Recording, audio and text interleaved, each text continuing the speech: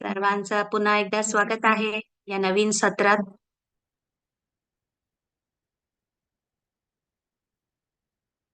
हा पुरुषार्थ नक्कीच 7 दिवसाच्या पलीकडचा आहे आणि जे काही चर्चा झाली त्यावर अभ्यास नक्कीच करत असाल तुम्ही.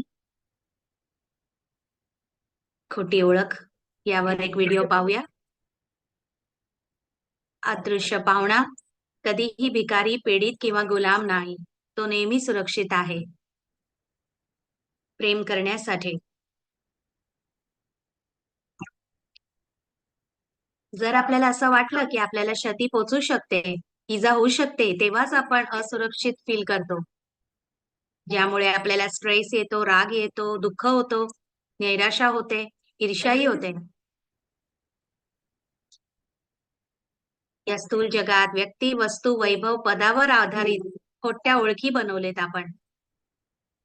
तो इथे फक्त पाहुणा म्हणून येतो, मुसाफरी करायला, प्रवासी आहे. तो या जगावर निर्भर नाही, अवलंबून नाही, आधारित नाही. त्याचे सगळेच समस्या या जगाशीच जोडलेले आहे. म्हणून आपण मनस्थितीला बदलण्याचा प्रयत्न करत आहोत. हे खोट्या ओळखीमुळे तो स्वतःला विसरला आहे, त्याच्या खऱ्या ओळखीला विसरला आहे. आता आपल्याकडे पर्याय आहे वेगळ्या दृष्टिकोनाने पाहण्याचा. या स्थूल जगाला एक कथा म्हणून पहा, एक ड्रामा, एक स्टोरी मंचासारखे पहा. आणि जो प्रवासी आहे तो प्रेम स्वरूप, शांत स्वरूप, क्रिएटिव्ह आहे, सुखाचा आहे आणि सुरक्षित आहे. नेहमी त्याचं जग सुरक्षित आहे. ते सर्वांचं घर आहे जिथे कोणीही तुम्हाला क्षती पोहोचवू शकत नाही. तुम्ही नेहमी सुखी आणि शांत राहू शकता संपन्नतेत.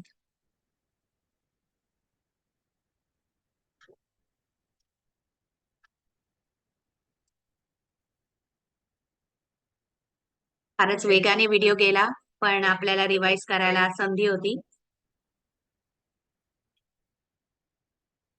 काल पाहिलं आपण खालच्या चेतनेत अहंकार किती वाढतो वेगाने, आणि त्यामुळे आत्म्याचा कीर्तिकलामध्ये म्हणजेच खाली चेतनेत जाण्याचा मार्ग उघडतो. तर हा दृष्टिकोन नवा आहे, पण यामुळेच आपण पुन्हा समर्थ, सशक्त होऊ आणि विघ्नांना सामना करू शकू. या आध्यात्मिक दृष्टीमुळे, या ज्ञानामुळे.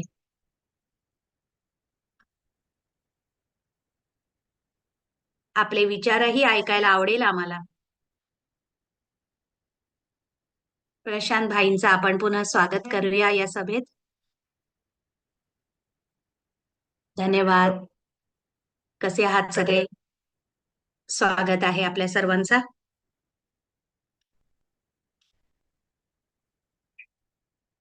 आपल्याला ही संधी मिळाली आहे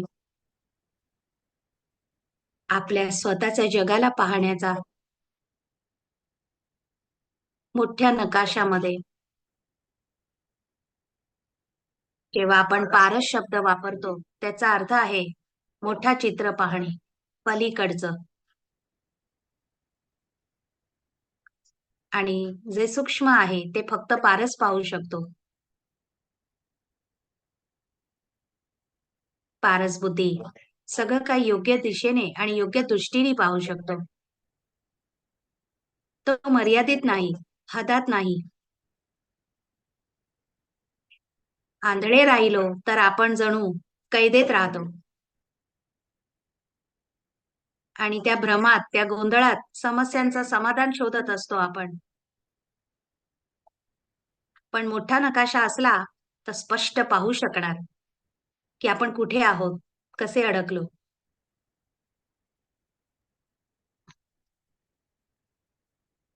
आजचा विषय घेऊया आता.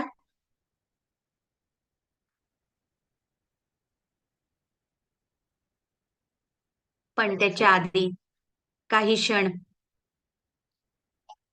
जे काही ऐकलं आतापर्यंत त्याच्या आधारे अनुभव करूया.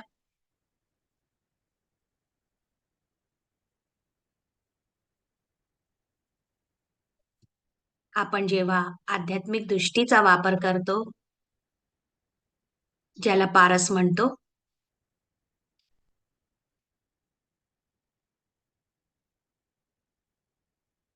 मग त्यात आपण 100% स्पष्टपणे पाहू शकतो, की खालच्या जगात, स्थूल जगात एक नाट्यगृह, थिएटर आहे, ज्यावर एक स्टेज आहे, एक मंच आहे. आज दिवसभरातलं जे काही घडलं, ते त्या स्टेजवर, त्या थिएटरमध्ये झालं आणि आपण पलीकडचं खरंच जगही पाहू शकतो आता.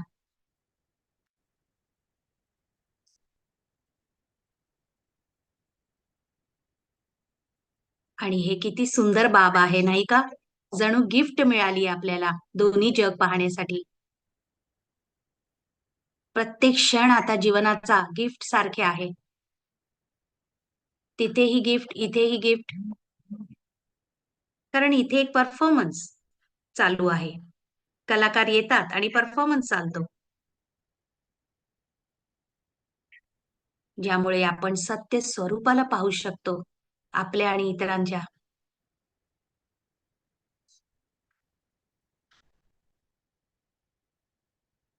त्या आध्यात्मिक वातावरणात सत्य स्वरूपाला किती मदत मिळते. प जसं पत्थर राहणे, अंधारात अज्ञानात राहणे रावणला मदत करतो, पत्थर बुद्धीला, अहंकाराला. प्रकाशात सत्य स्वरूप जागा होतो.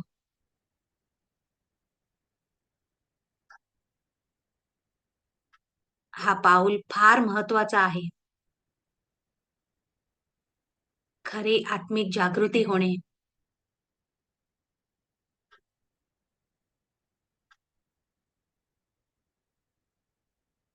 कारण सूक्ष्म ज्योती बिंदू स्वरूप असणे फार नॉर्मल आहे त्याला. तो अजर आहे, अमर आहे, त्याला नॉर्मल वाटतं. तो आकाशातला आहे, या जगातला नाही. आपलेसे वाटतं त्याला. नॉर्मल.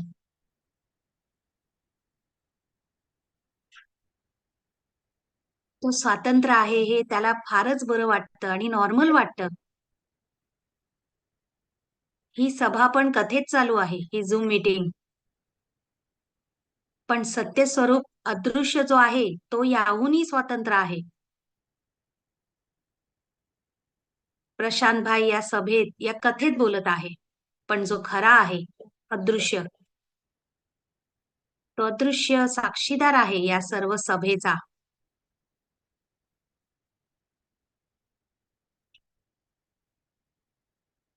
तो अदृश्य एक कलाकारही आहे, अदृश्य ऍक्टर आहे. त्याचा रोल तुम्हाला दिसतं, पण तो दिसत नाही. तो या कथेत पाहुणा म्हणून येतो.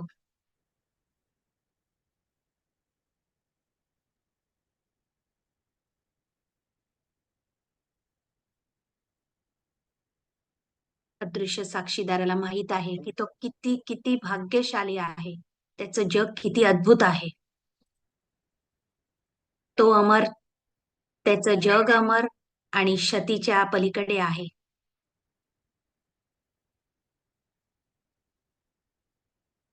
सगळेच या जगातले आत्मे अजर अमर आहेत, अविनाशी आणि कधीही पीडित नाही, होऊच शकत नाही. म्हणून ते खऱ्या अर्थाने श्रेष्ठ आहेत, महान आहेत, सगळेच आत्मे.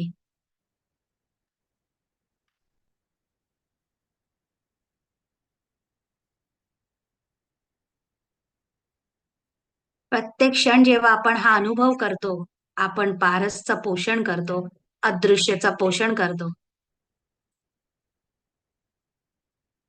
ज्यामुळे आपली उच्च चेतना वाढते,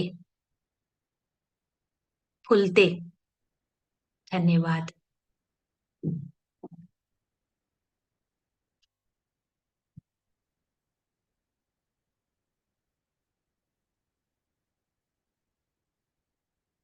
ताराबाईंना काही म्हणायचं असेल तर?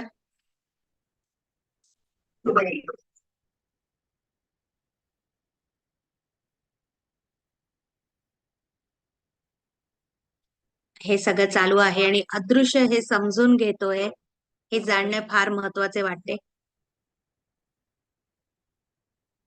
काही प्रश्न आहेत कालच्या सत्रावरून आधारित. आता घेऊ शकतो का? हो, चालेल.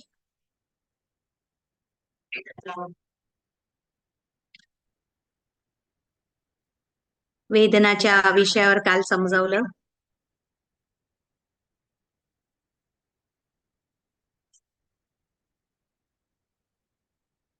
तर जे आपल्याला स्वास्थ्याचे विघ्न आणि समस्या येतात, हेल्थ प्रॉब्लेम्स, तेही कार्मिक आहे का? काल जे म्हणालो आपण, सगळं गोष्टींचा कारण असतोच. जर माझं पोट बिघडलं, तर त्याचा अर्थ हे नाही की मी वाईट माणूस आहे. पण जे काही मी खाल्लं असेल, ते माझ्या प्रकृतीला शोभत नसेल, चालत नसेल. म्हणून कारण तर आहेच नक्की. आणि ते जाणलं तर आपल्याला फायदा होणार. आणि भविष्यात आपण ती वस्तू खाणार नाही, जे तब्येतीला चांगली नाही. तसंच या जीवन यात्रेत आपण इथे खूप वर्षांपूर्वी आलो.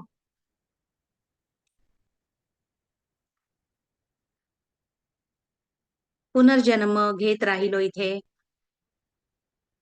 त्यामुळे प्रत्येक जन्माचं ओझं घेऊन फिरतोय आपण.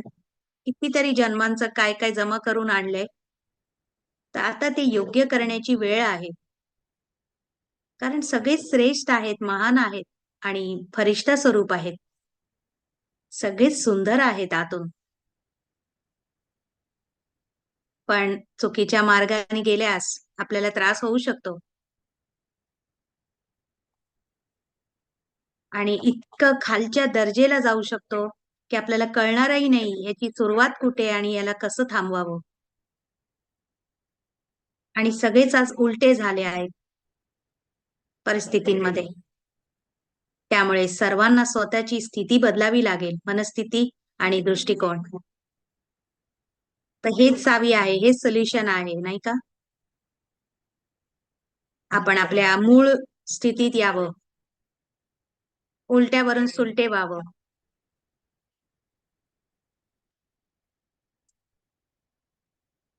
आपण स्वतःच दुरुस्ती करूया, दुसऱ्यांवर आळ घेण्यापेक्षा.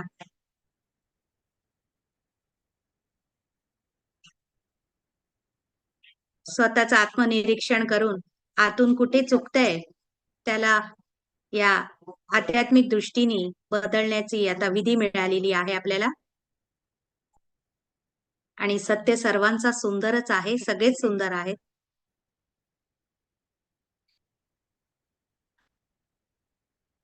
अजून एक प्रश्न आलाय.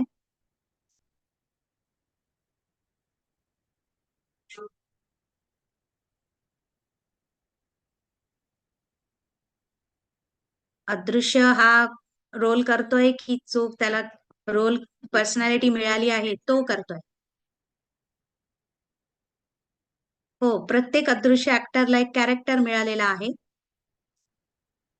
कारण ड्रामामध्ये कोणी सिंड्रेला प्रिन्सेस असते, कोणी प्रिन्स राजकुमार राजपुत्र, कोणाला विलनचा रोल मिळू शकतो, कोणी जोकर असू शकतो. हे रोल्स आहेत, हे भूमिका निभवतो आपण. कोणाची तरी कल्पना असेलच, पण हे एक रोल मिळालेला आहे, हे आपण स्वीकारतो. अदृश्य रोल प्ले करतो.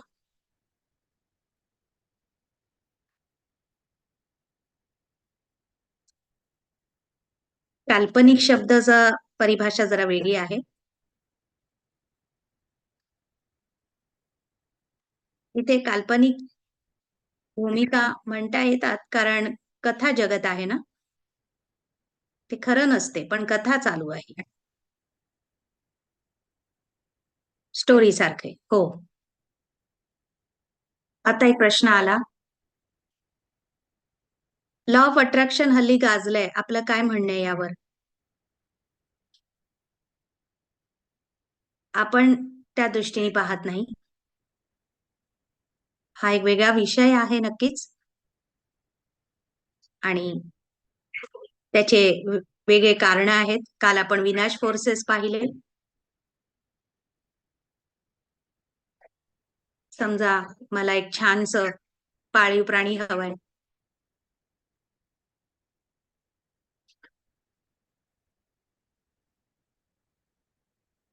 जर इच्छा फक्त केल्याने सगळं झालं असतं तर सगळं सगळ्यांना मिळालं असतं.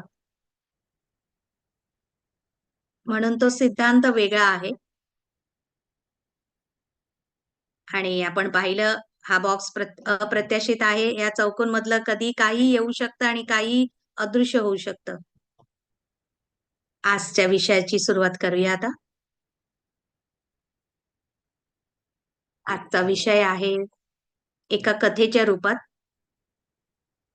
स्टोरी.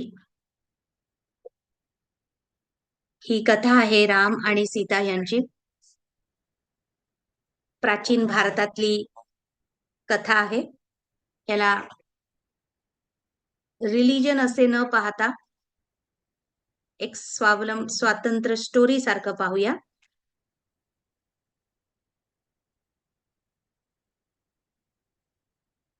फार मोठी एपिकल स्टोरी आहे आणि त्यामध्ये खूप सारे भूमिका निभावणारे किरदार आहेत.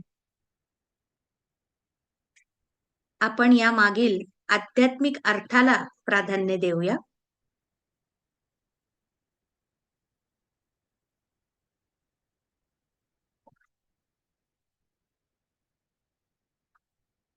ही कथा आपल्याला मदत करेल आपल्या मनस्थितीला समजून घेण्याची आणि आत युद्ध कसे चालतं ते समजून घेण्यासाठी. ह्याला आपण सायको ड्रामा म्हणू शकतो. मनोवैज्ञानिक दृष्टिकोन आहे हे याला. यात काही नावाजलेले कॅरेक्टर्स आहेत. एकाचे नाव आहे सीता. ती राजपुत्री, राजकन्या किंवा राणी आहे. फार सुंदर उच्च चरित्र आहे तिचे.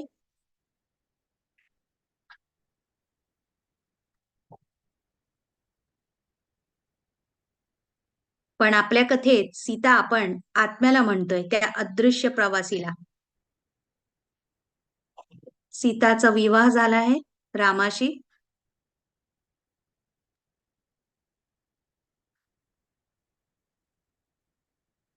राम फार बुद्धिशाली, शक्तिशाली आणि योग्य पुत्र, योग्य नवरा, योग्य मित्र, योग्य बंधू आहे. फार उच्च चरित्र आहे त्याचंही. आपल्या कथेत रामाचा अर्थ आहे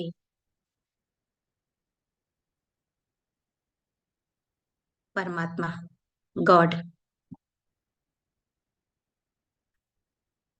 राम राज्यात सगळेच खुश असतात. सगळं काही सकारात्मक असतं. त्यांना दुःख काय आहे याची अविद्या असते. त्यांना माहितीच नाही चिंता, दुःख कोणत्या गोष्टीला म्हणतात. आता एका तिसरा कॅरेक्टर इथे बघूया. कारण स्टोरीमध्ये विलन तर हवाच ना. तर रावण तो आपला विलन आहे आणि तो असुरांचा राजा होता.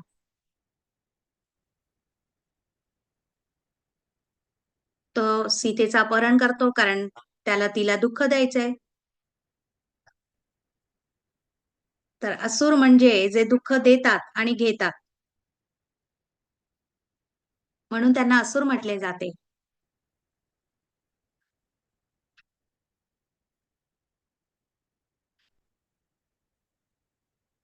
पण जोपर्यंत सीता मर्यादाच्या रेषेच्या मागे असते, रावण तिला काहीच करू शकत नाही, क्षती पोहोचवू शकत नाही. ही कोणती रेषा आहे नक्कीच आठवत असेल सर्वांना.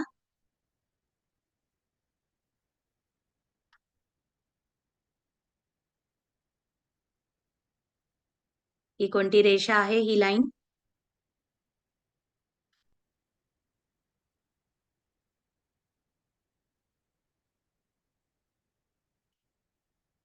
ऊपर के राज्य. आधी हो, ही आहे अज्ञानताची रेषा. जर सीता या रेषेच्या मागे राहिली तर ती स्पष्टतेत राहील, ज्ञानात बंधनमुक्त राहील आणि समजदार राहील. कारण रेषेच्या मागे आपण पारस आहोत. पण एकदा का तुम्ही रेषा ओलांडली मर्यादाची, तर तिचे परफेक्शनचे जग, राम सारखा जीवनसाथी सगळं सुटतं. तर रावण आत येऊ शकत नाही, म्हणून तो तिला प्रलोभन पाठवतो बाहेर आणण्यासाठी. सोन्याचं हिरण पाठवतो. हा हिरण वाटतंय का चित्रात बनवलेलं? आणि जो सोन्याचा हिरण होता, सुवर्ण हिरण, तो रेषेच्या बाहेर होता.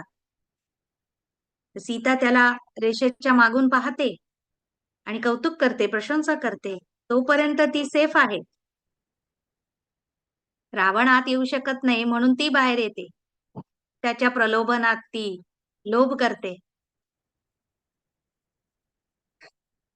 की रेषेच्या बाहेर येते. तिथून प्रकाशातून अंधारात येणं सोपं होतं, पण एकदा का तुम्ही अंधारात आलात, अज्ञानात, परत प्रकाशात जाणे फार कठीण असते. म्हणून ती परत जाऊ नाही शकली.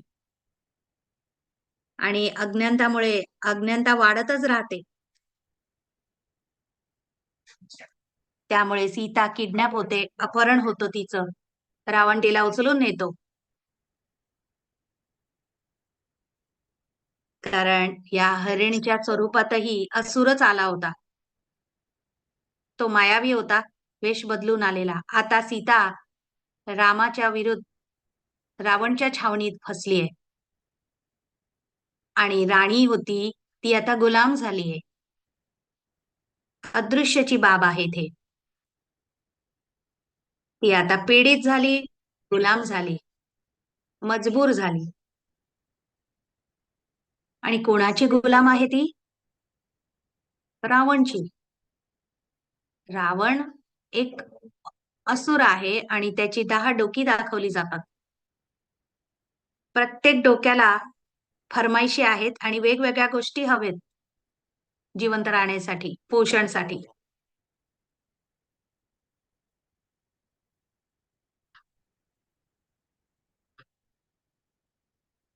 त्या प्रत्येक डोकी सारखे सतत मागत असतात, खात असतात. एका डोक्याला हवे आहे सिगरेट बिडी,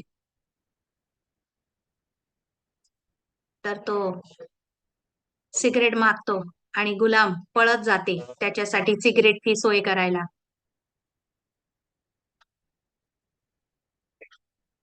ही दुकानात जाते तंबाखू आणण्यासाठी,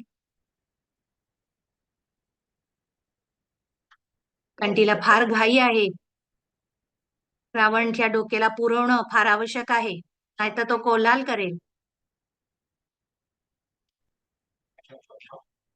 मग जर तिने सिगरेट आणून दिले तर तिची समस्या संपेल का? काय वाटतं तुम्हाला? अगदी नाही, मुळीच नाही. कारण पुढे दुसरं डोकं काहीतरी मागेल.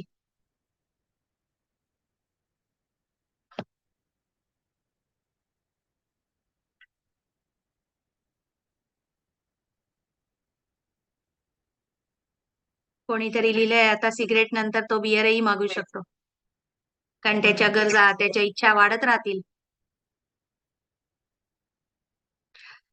जे आपण पुरवतो रावणच्या डोकींना, त्यामुळे रावणचं पोषण होतं. तो समर्थ होतो, शक्तिशाली होतो आणि वाढत राहतो. त्यामुळे प्रत्येक फरमाईशीवर अजून वेगाने धावावं लागतं गुलामांना. नाहीतर तो मोठा होत राहील आणि त्रास देईल. कारण आता तो मामूली असुर पासून मोठा राक्षस विक्राळ रूपात जात आहे.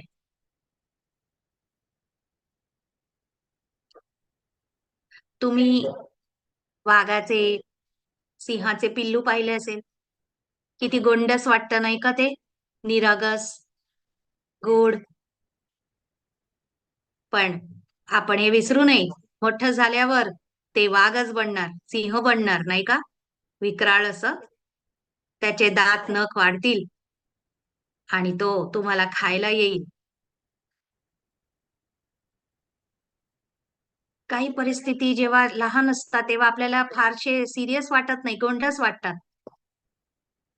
पण वाढल्यावर ते विक्राळ बनतात.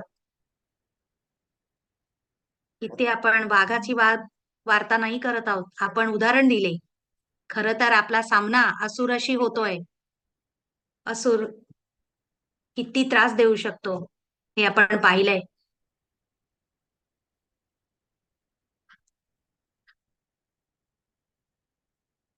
त्याला साधारण समजण्याची चूक करू नये.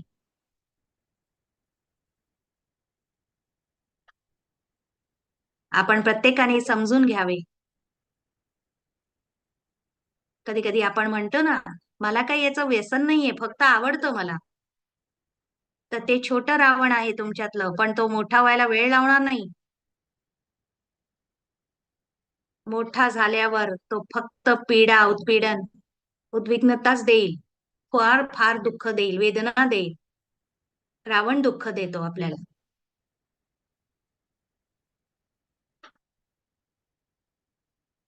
आपण या 10 डोकी असलेल्या असुराला पाहत आहोत. आता त्याचं दुसरं डोकं काय मागत असेल? 10 डोक्यांची पोषण करायची आहे ना त्याला जिवंत राहण्यासाठी. कोणी म्हणाला बियर. मग तिसरं डोकं काय मागणार? काय वाटतं आपल्याला? कोणी म्हणाला धन मागतोय, दुसऱ्यांकडून प्रेम मागतोय, दुसऱ्या व्यक्तीकडे मागतोय. कोणाला पद प्रतिष्ठा हवी.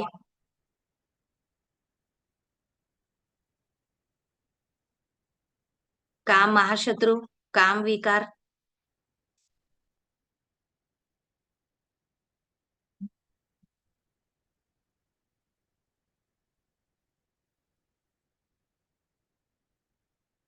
आपण आधी हा चौकोन बघितलेला पहिल्या सत्रापासून, जे या विश्वाचा प्रतिनिधित्व करतय.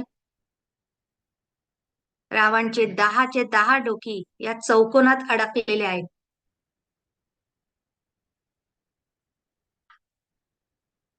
तो सगळं काही मागतो जे काही त्या बॉक्सच्या आतमध्ये आहे. पण अदृश्य मुसाफिर तो फक्त भेट द्यायला येतो. त्याला त्याचं एक्झिट कन्फर्म्ड आहे. त्याला माहित आहे मला इथे राहायचं नाहीये, इकडचा नाही, मी इथला नाही, मला जायचे आहे परत माझ्या घरी. पण जेव्हा तो अज्ञानात येतो तेव्हा तो या चौकोनात अडकतो. इथे आसक्ती निर्माण करतो, अटॅचमेंट क्रिएट करतो. मग ते कॉफी असो, चहा असो, किंवा व्यक्तीशी मोह असेल, पद प्रतिष्ठाचं वेड. कोणी जरासं प्रशंसा कौतुक काय केलं की तो त्यात अडकतो आणि चौकोनात अडकून बसतो.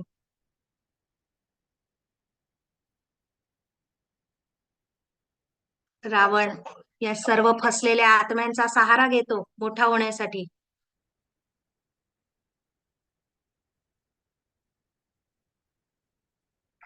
या तात्पुरत्या वेड्यांच्या बाजारात, या चौकोनात कसं काय अदृश्याला काहीही सहारा मिळू शकतो?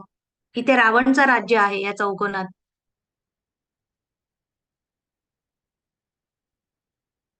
ही 10 डोकी रावणची वेगवेगळ्या गोष्टी मागत असते. एखादं डोकं व्यक्तीत अडकलेला असेल मोहात, एका डोक्याला पद प्रतिष्ठा हवी असेल, समाजात मान सन्मान हवा असेल, तर आपण स्वतःमध्ये निरीक्षण करू, अंतर्मुखी होऊन आतमध्ये आकलन करावे. तुमच्या संकल्पांमुळे, विचारांमुळे तुम्हाला कळेल की कोणत्या गोष्टी महत्वाच्या झाल्यात तुम्हाला आणि त्यामागे रावण असू शकतो.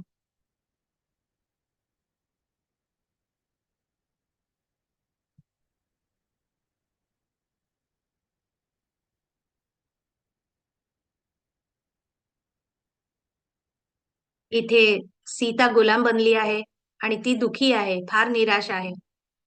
कारण रावणच्या डोकींना पोषण करत आहे.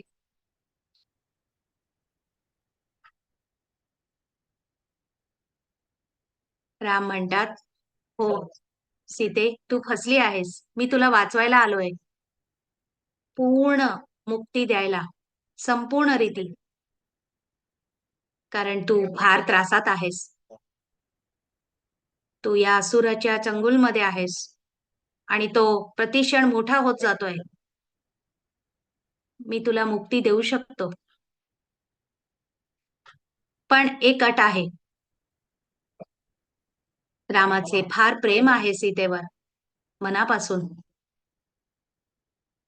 निर्दोष, निरागस, निस्वार्थ प्रेम. पण ही अट कोणती आहे? काय वाटतं तुम्हाला? काय अट असेल यामध्ये?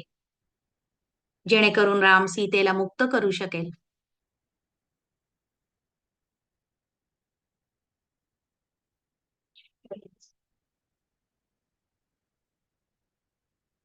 खूप खोल प्रश्न आहे. सीताची भक्ती असावी. एक राम बद्दल.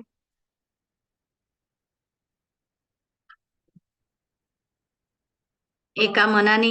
एकव्रता असावी ती. वफादार असावी. ती अट फार साधारण आणि सोपी आहे.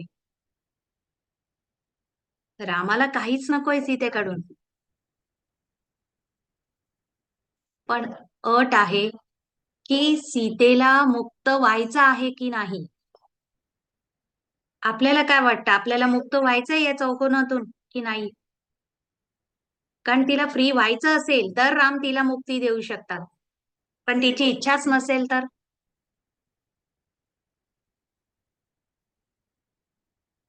देणारा देतोय पण घेणाऱ्याची इच्छा नसेल तर कोणी काय देऊ शकतं आणि कसे देणार? तर हा निर्णय सीतेला घ्यायचा आहे.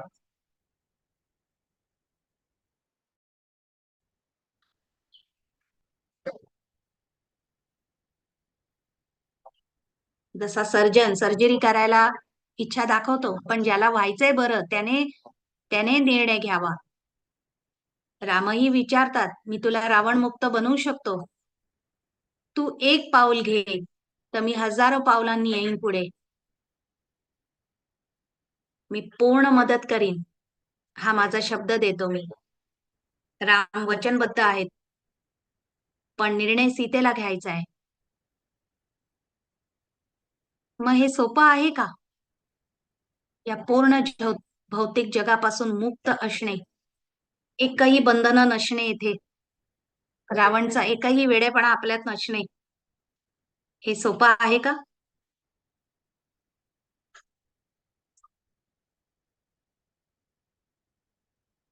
कोणता पाऊल? मुक्त होण्याचा पाऊल? हो. हा निर्णय आपल्याला घ्यावा लागेल. हा पाऊल. तुम्हाला गुलामच राहायचं आहे का मुक्त व्हायचंय?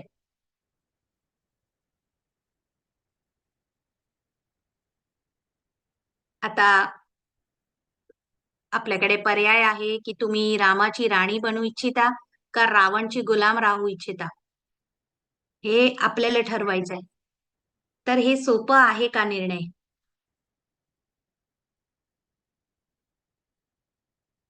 कोणी म्हणते की दुःख आल्यावर तसं वाटतं पण सुख आल्यावर परत विसरतो. सोपं असेल पण विकट परिस्थिती आहे.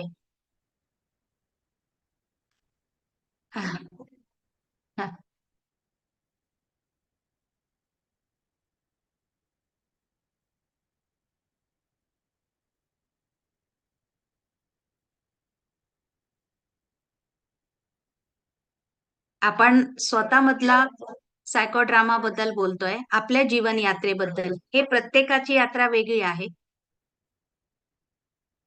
आता आपण हे सगळं ऐकत आहोत या झूम कॉलवर. हे ज्ञान घेत आहोत. पण आपली प्रगती होतेय का? तर हे सीतेच्या डिसिशनवरच निर्भर करते.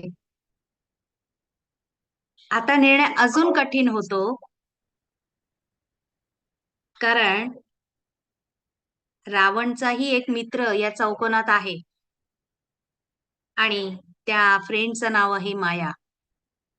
माया आणि रावण हे दोघेही शत्रू आहेत आत्म्याचे, आत्म्यारूपी सीतेचे.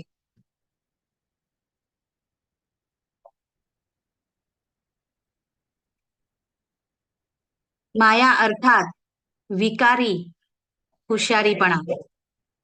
आहे इंटेलिजंट पण विकृत. चालाकी.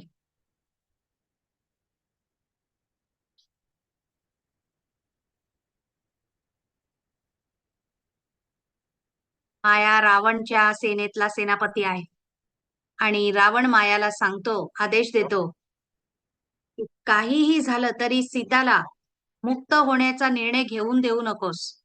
तिला सारखे प्रभावित कर, प्रलोभन दे आणि तिला गुलामच ठेव.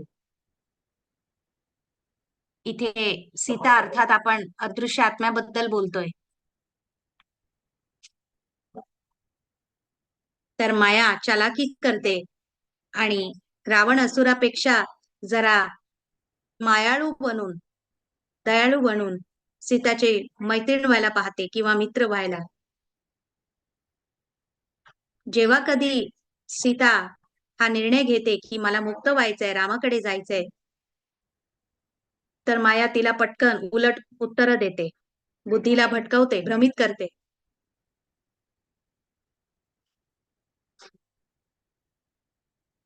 काय म्हणत असेल माया?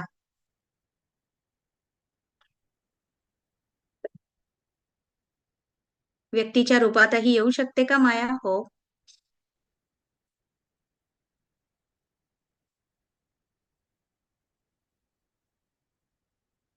माया ऍडवायझर बनते सीतेचा. खऱ्या अर्थाने नाही, ती सोंग करते मित्र होण्याचा, सहानुभूती देण्याचा.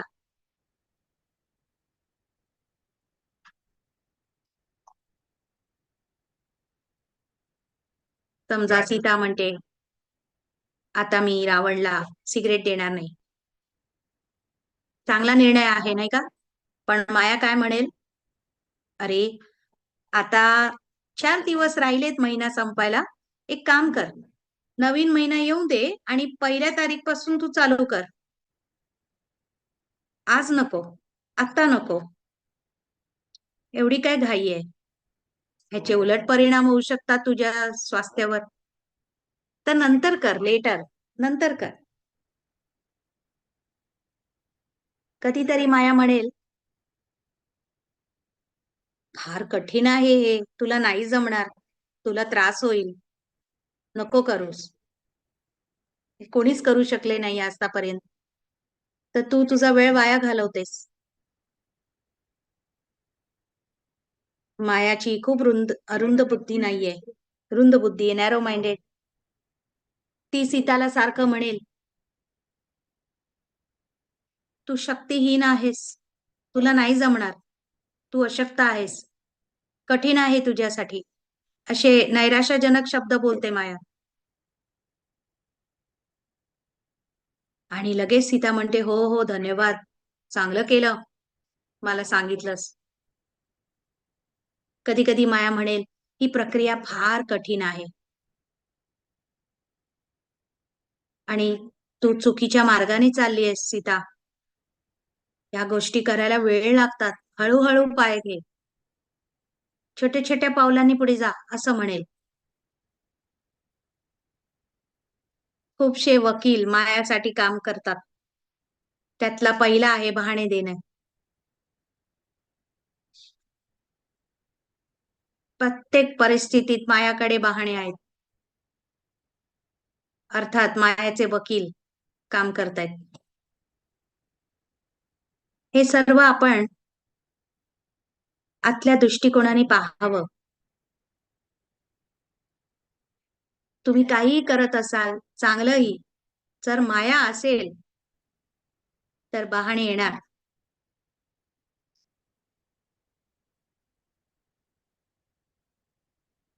माया अर्थात धन किंवा कार्य किंवा ऑफिस नाही. माया अर्थात हे बहाणे देणे. चुकीची भाषा बोलणे, निराशा करवणे, निराशावादी. माया नेहमी म्हणेल, "खूप वेळ आहे अजून, आरामात कर." आणि कधी म्हणेल, "फार कठीण आहे हे."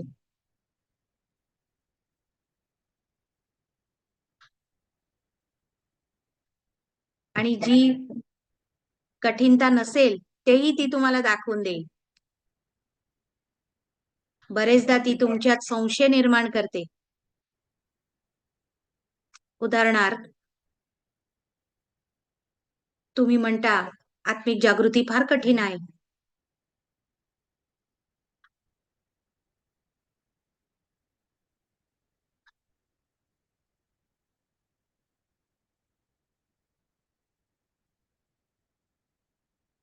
तर माया जर तुम्हाला म्हणते, "उद्या कर, नंतर कर," हे नाही होणार. तर हळू तुम्ही तिचं मानता आणि ते कार्य सोडून देता. आणि तुम्ही तिचं 1-2दा ऐकलत, तर एके दिवशी म्हणेल, "सोडून दे हा मार्ग. करू नका. कुठे चांगले व्हायला निघालात. सगळं व्यवस्थित चाललं होतं. जग असंच चालतं." अशा रीतीने पूर्ण तुमचा निश्चय तोडून टाकते. तुम्ही चांगला निर्णय ठरवला असेल, तेही ती मोडून टाकते.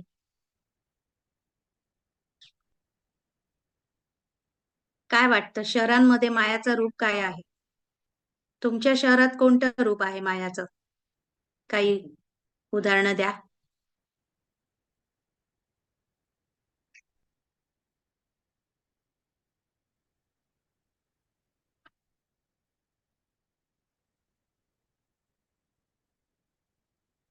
मायाचं एक रूप आहे, सारखं बिझी राहणे, व्यस्त. आणि तुम्ही का व्यस्त आहात तेही तुम्हाला कळणार नाही. तुम्ही जाणतही नसाल. पण मायाने सर्वांना व्यस्त करून टाकले. कारण आपण रिव्हर्स गिअरमध्ये चाललो, जसं तुम्हाला सत्रांमध्ये सांगितलं. आणि याचं वेगही फार प्रचंड आहे. खूप फास्ट गतीने सगळेजण उलट्या दिशेने चाललेत. धावपळाची, व्यस्तताचे जीवन. कशाहीसाठी वेळ नाहीये, अशी भाषा असते लोकांची. अर्थात ही मायावी भाषा बोलतात लोकं. म्हणतात जीवनाचं काही खरं नाही. 2 मिनिटं थांबून प्रश्न विचारायला, जीवनाचे दर्जे पाहायलाही वेळ नाही कोणाकडे. आणि हे फार विचित्र वाटतं, वेडेपणा वाटतो. स्वतःसाठीही वेळ नाहीये कोणाकडे आज. कशासाठी धावतोय? का धावतोय? कोणत्या दिशेने धावतोय? हे सगळं मायाने केलंय.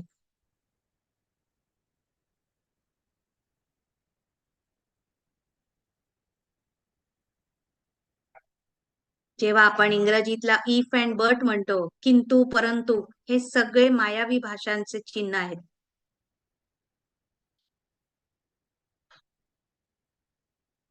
बरेचदा लोकं म्हणतात, "हो, सगळं समजलं आम्हाला, पण नाही, अजून आमची तयारी नाही." अर्थात मायानी त्यांच्यात प्रवेश करून बुद्धी फिरवली आहे.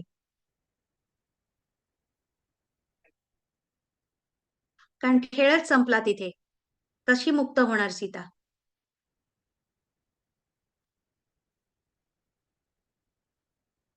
हां, तर मायाचे हे सगळे ट्रम्प कार्ड्स आहेत. तेच वापरते. इथे आपण पाहत आहोत, हा एक खेळ चालू आहे. सायको ड्रामा, मनोवैज्ञानिक खेळ. एक ड्रामा चालू आहे. सायको अर्थात मनाचा खेळ.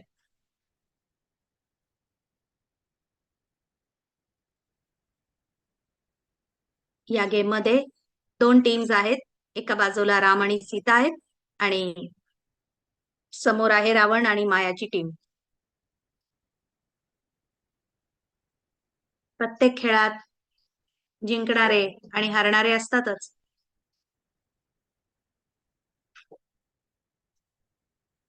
जिंकण्यासाठीच तर सगळे खेळ खेळतात ना.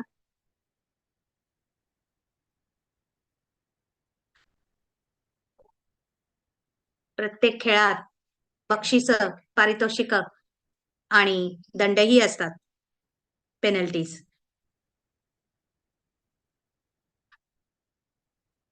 इतर खेळांमध्ये ऑलिम्पिक्स वगैरे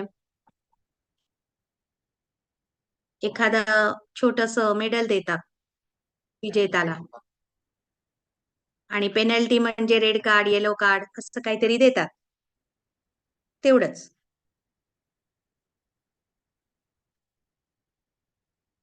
पण या खेळात पारितोषिकही खरे आहेत आणि दंडही. जर रावण जिंकला तर आपल्याला दंड मिळतो, त्या जीवनात भोगावे लागतात, ते रेड कार्ड भोगावे लागतात. म्हणून या जगात वेगवेगळे प्रकारची दुःख तुम्ही पाहता आणि अनुभवता.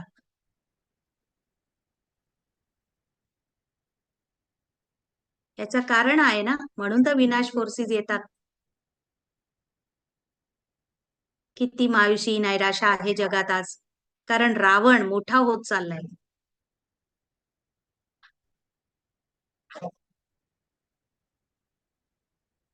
आपण हेही पाहतो की काही लोक सोन्याचा चमचा घेऊन जन्माला येतात आणि काहींचे किती दुःखाचे जीवन असते. खूप डीप कारण आहेत याच्या मागे, या खेळात. आहे हा खेळ, पण सगळं काही सत्य अनुभवतो. आणि या खेळाचं नाव आहे राज, म्हणजे रहस्य. राज अर्थात सिक्रेट. कितीतरी अंश लोक आहेत ज्यांना या खेळाबद्दल माहित नाही, जाणीव नाही. पण हा किती महत्वाचा खेळ आहे जीवनाचा, हे राज जाणे किती आवश्यक आहे.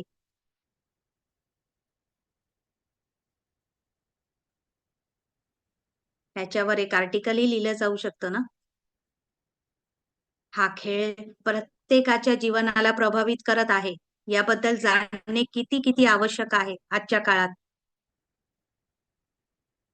जर आपल्याला हा खेळच माहित नसेल तर कसे जिंकणार आपण, आणि का हरतोय तेही माहित नसेल तर काय करू शकतो. आपला शत्रू कोण आहे हेही माहित नसेल तर विजयी कसे बनणार. म्हणून या खेळाला समजणे अति आवश्यक आहे आणि जिंकणेही आवश्यक आहे. आता हरून नाही चालणार.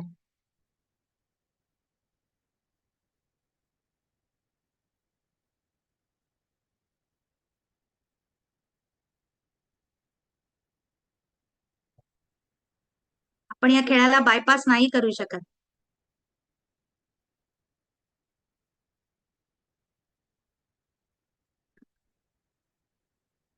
कारण जीवनातले सगळे परिणाम या खेळावरच आधारित आहेत.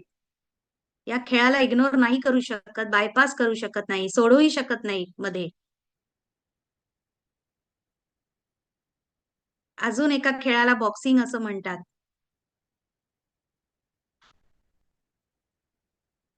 आणि त्यात एक परिणाम असतो ज्याला इंग्रजीत नॉकआउट म्हणतात.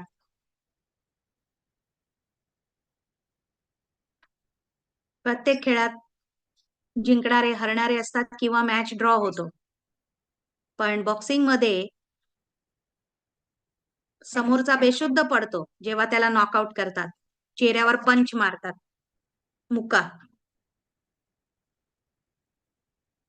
आणि बेशुद्ध पडल्यावर त्याला ही जाणीवही राहत नाही की खेळ चालू होता, तो खेळत होता, आता तो शुद्धीतच नाही. तसेच या खेळातही आपण देहाच्या दृष्टीने 18 वर्षाचे असो का 19 किंवा 70 वर्षाचे, अमेरिकेत असो, जर्मनीत किंवा भारतात, कोणत्याही धर्माचे असो, तरीही प्रत्येक जण आपण या खेळात आहोत. आणि सगळेच खालच्या चेतनेला अनुभव करत आहेत सध्या.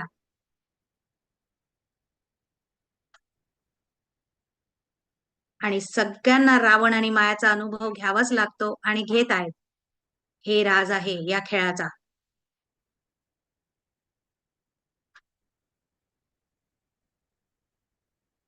पण जर कोणाला हेही माहित नसेल की तो खेळात आहे आणि बेशुद्ध पडला आहे, रावण मायाने मुक्का मारलाय त्याला,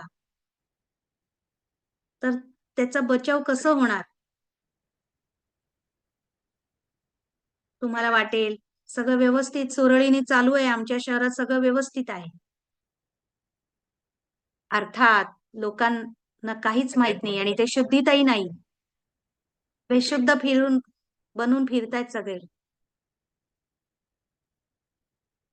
लोकांना आज हेही माहिती नाहीये की मायारूपी आसुरी मित्र त्यांचा आहे. जी वरून दयाळू वाटते, पण आतून आत्म्याला रिकामी करत आहे. आध्यात्मिक दृष्टीने सगळेच बेशुद्ध आहे आज जगात.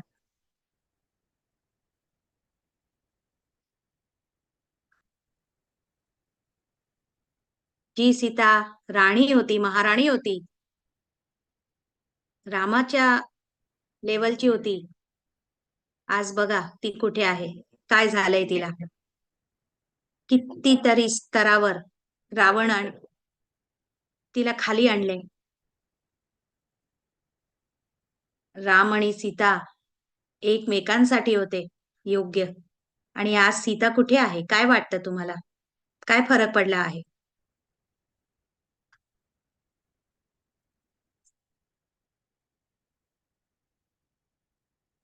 फरक हा आहे की राम रेषा ओलांडत नाही आणि सीतेने ओलांडले. हो, राम कधीही रेषा पार जात नाही. ते त्यांच्या मर्यादेतच राहतात. बरोबर आहे. आज जगातले सगळे सीताच आहेत ना, आतले अदृश्य सर्वांनी रेषा ओलांडली आहे, लाईन क्रॉस केला आहे. सर्वांनी कोणते ना कोणते सुवर्ण हिरण पाहिले. सगळेच फसलेत. माया रावणच्या प्रलोभनात फसलेत. या व्यतिरिक्त रावण असुर आहे, पण सीता आणि राम मध्ये काहीच अंतर नाही खरं तर.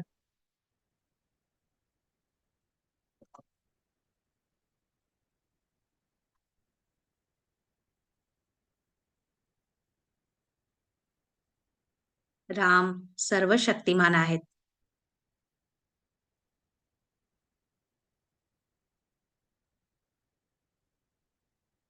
म्हणून या कथेत अजून एका शब्दाचा प्रयोग आपण करतो.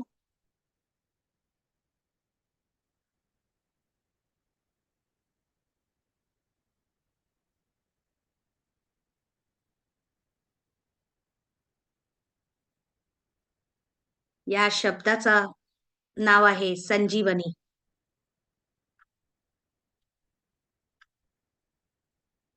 कधी ऐकलत का आपण हा शब्द? हा, आपल्या सत्रांचं नावही संजीवनी आहे.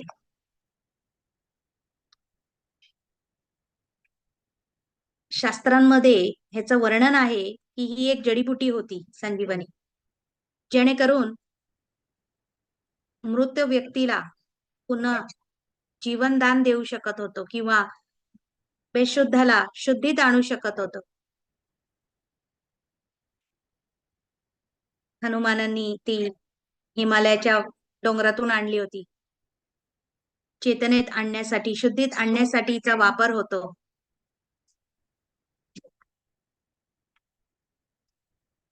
पण आता जे ज्ञान आपण ऐकतोय सगळ्या जे जगभरच्या सीत्यांसाठी हे ज्ञान संजीवनीची वार्ता करत आहोत.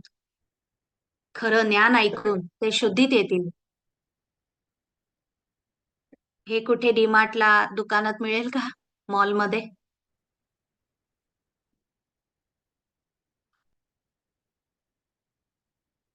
तर ही कोणती संजीवनी आहे ज्याबद्दल आपण बोलत आहोत?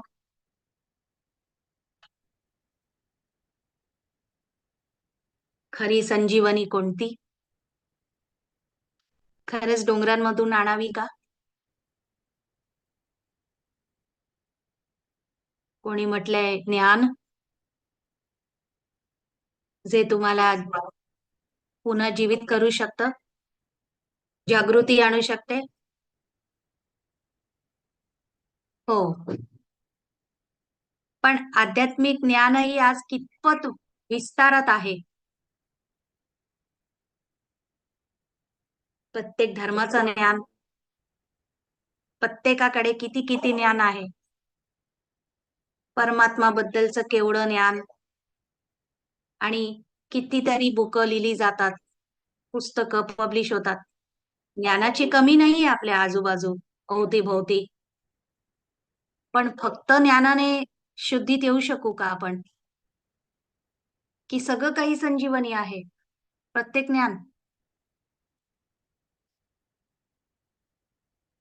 जगभरात जितकं ज्ञान आहे त्याला संजीवनी म्हणू शकतो का आपण? तर कसं कळेल खरं ज्ञान?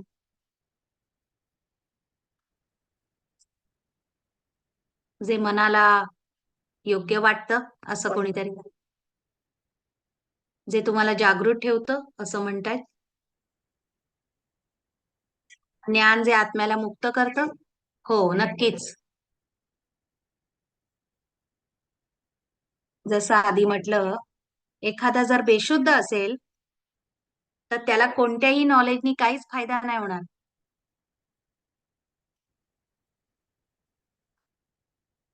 पण खेळाला जाणण्यासाठी शुद्धीत येणे गरजेचे आहे.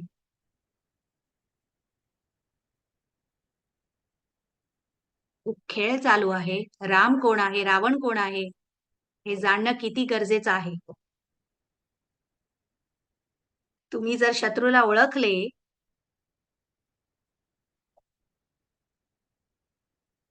तरच जिंकू शकाल ना. शत्रूला जाणतच नसाल, कल्पनाच नसेल, तर जिंकणं फार दूर राहिलं. तो कोण आहे, काय तयारी करतोय, पूर्वतयारी काय त्याची, तो कधी हल्ला करू शकतो, कोणत्या रूपाने करतो, सगळं माहित असायला पाहिजे.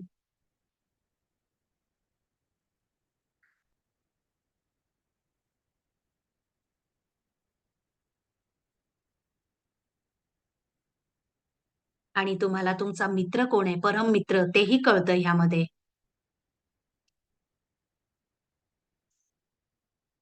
त्यासाठी म्हणतात परमात्मा सर्वव्यापी आहे, सगळीकडे आहे. मित्राला जाणलं तरच त्याची मदत घेता येईल.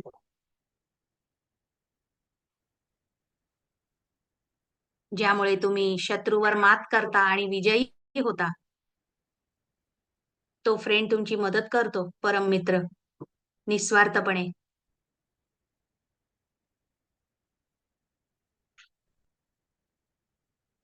हेच तर कर्तव्य असतं मित्रांचं, मदत करणे. राम वचनबद्ध आहेत आणि वचन देतात की ते मदत करतील, मुक्त करतील, शत्रूपासून बचाव करतील, रक्षण करतील. कोणीतरी रामाचे मूर्ती बनवून पूजन करत असतील. पण ती मूर्ती जर तुम्हाला मुक्त करत नसेल दुःखातून, त्रासातून, तर मग ती मूर्ती तुमची मित्र आहे का? हे तुम्ही स्वतः आकलन करायला हवे. सेल्फ अनालिसिस करा. तुमचे पॅरामीटर्स तुम्ही स्वतः बघायला हवेत.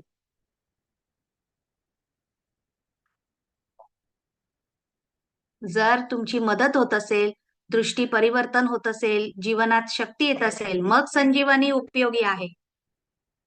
नाहीतर मग तुम्ही पुढच्या दिवाळीची तयारी कराल. सण-सून साजरा करत बसाल, जसे करत आलात. देवाच्या नावाने, परमेश्वराच्या नावाने सगळीकडे. त्यामुळे रावण मोठा होत राहील आणि तुम्ही स्थूल गोष्टींमध्ये अडकून राहाल. मला खरा राम पाहायचा आहे की रामाची मूर्ती करून बसायचंय? मी खेळ समजलोय का? मला शत्रू कोण, मित्र कोण? जर मी जागृत झालोय, जागा झालोय झोपेतून, तर मग मला सगळं काही दिसून येईल, बदलही घडेल. मग संजीवनी माझ्यासाठी उपयोगी आहे. आणि आता मी गुलाम नाही, राजपुत्र होईन, मास्टर ऑफ द सेन्सेस, खेळाचा पण मास्टर. खेळाला जाणणारा खेळाला जिंकतो. या सभेत आपण सगळे जागे होण्यासाठी आलोय. आता आपण खेळाला समजलोय. आपण शत्रूलाही ओळखलं. अर्ध खेळ जिंकलात तुम्ही. फक्त त्याला ओळखू नाही. आता तुम्ही बॉक्सिंग रिंग मध्ये आहात. आतापर्यंत बेशुद्ध होता मुक्का खाऊन. पण संजीवनीने तुम्ही जागृत झालात. अजून आहात त्या बॉक्सिंग रिंग मध्ये, त्या चौकोनात. पण पुढील राऊंड साठी ग्लव्स घालून तयारी करत आहात. आता जिंकण्यासाठी परिश्रम करताय ना. आधी गुलाम राहून श्रमात होता. पण यासाठी काहीतरी प्लॅनिंग करायला हवी. त्याआधी आपले विचार मांडावे. काही कॉमेंट्स असतील तर.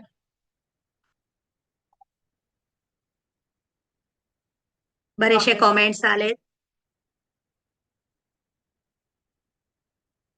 कोणी विचारलंय की कसं जाणावं की आता मला थिंग्स गिव्ह अप करायला हवे.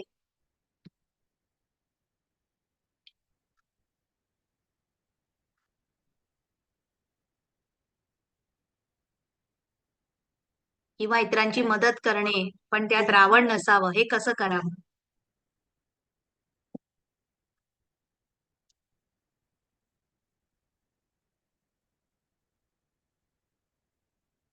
ही भाषा आपण करतो की हा अदृश्य मुसाफिर इथे मुसाफरी करायला येतो, इनविजिबल ट्रॅव्हलर. तो इकडे एक पाहुणा म्हणून येतो. तोच अदृश्य पाहुणा, अदृश्य साक्षीदार आणि अदृश्य ट्रस्टी आहे. त्याचं मालकीचं इथे काहीच नाही.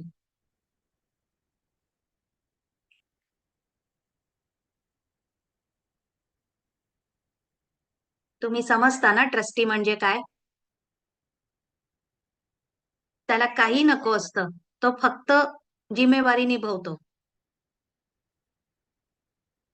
सध्या वर्तमान काळात आपण या परक्या जगात, या विश्वात असं म्हणतो की एक अणू, एक रेणूही इथला माझा नाही, मातीचा एक कणही माझा नाही. मी कशावरही हक्क गाजवत नाही. पण अदृश्य इथे येतो हे जाणून की तो थोड्या वेळेसाठी इथे आलाय, तात्पुरत्या जगात, आणि त्याला कधीही इथून निघावं लागेल.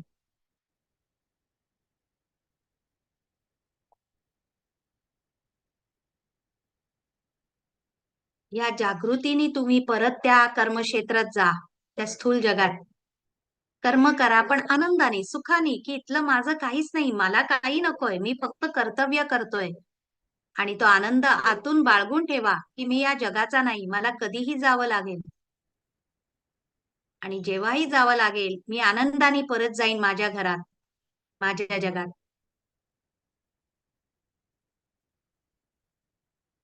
आधी आपण रावणचं पोषण करत होतो अज्ञानात, पण आता ट्रस्टी राहून आपली वृत्ती बदलते. आपण रावणचं पोषण करणं थांबवतो. तो माझं माझं करतो. धन्यवाद. ह्याने मदत झालीच असेल. आपल्याला खेळ समजून घ्यायला लागेल, अटेन्शन देऊन.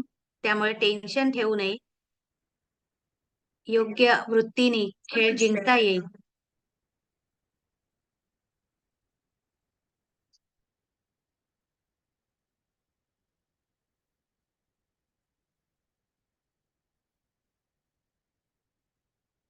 इथे काय होतं, तुम्ही जेव्हा जागृत असता तेव्हा तो फरिश्ता आहे आतला, तो जागृत आहे. जेव्हा फरिश्ता जागृत असतो तर त्याच्या भावना फरिश्त्याच्या भावना असतात, उच्च श्रेणीच्या.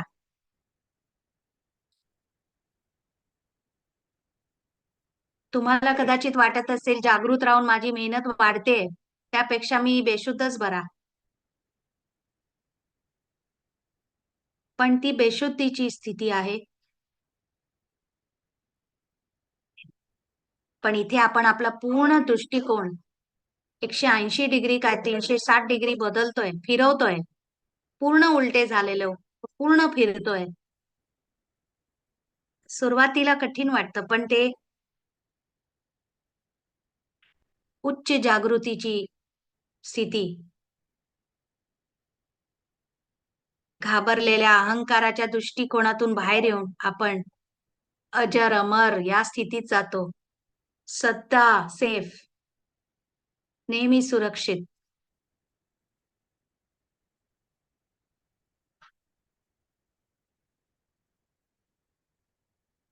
कोणतरी म्हणाला राम परफेक्ट हजबंड नव्हता, कारण त्याने तिची मदत नाही केली.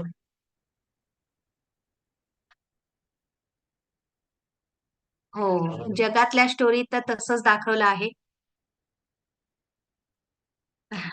आपण त्याच्या खोलात नाही जात आहोत.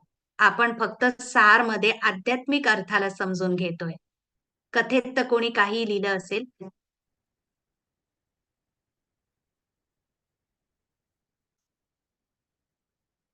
पाश्चात्य देशांमध्ये व्यस्त राहणं तर फार गुणी समजलं जातं. पण ते मायावी आहे असं वाटलं नव्हतं.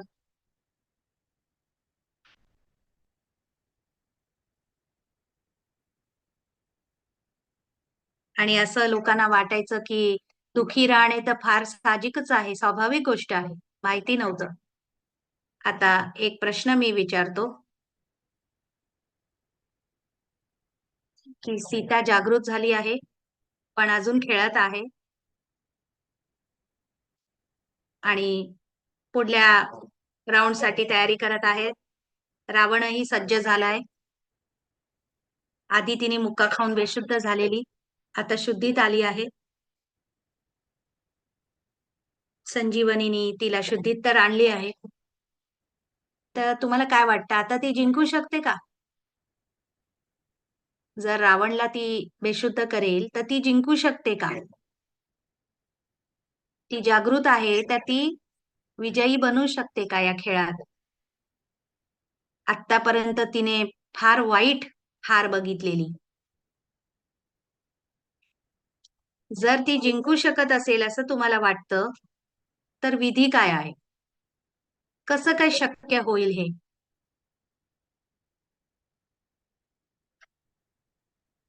जसं तुम्ही टेनिस, क्रिकेट असं काहीतरी खेळ खेळत असाल, तर तुम्ही जिंकू शकता ना तिथे, शक्यता आहे.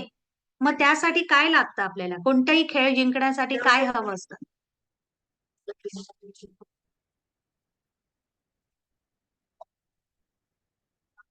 कदाचित धैर्यता.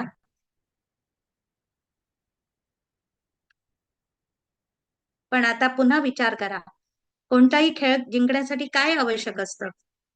कोण म्हणतंय पावणं राहणे, मेहनत हवी,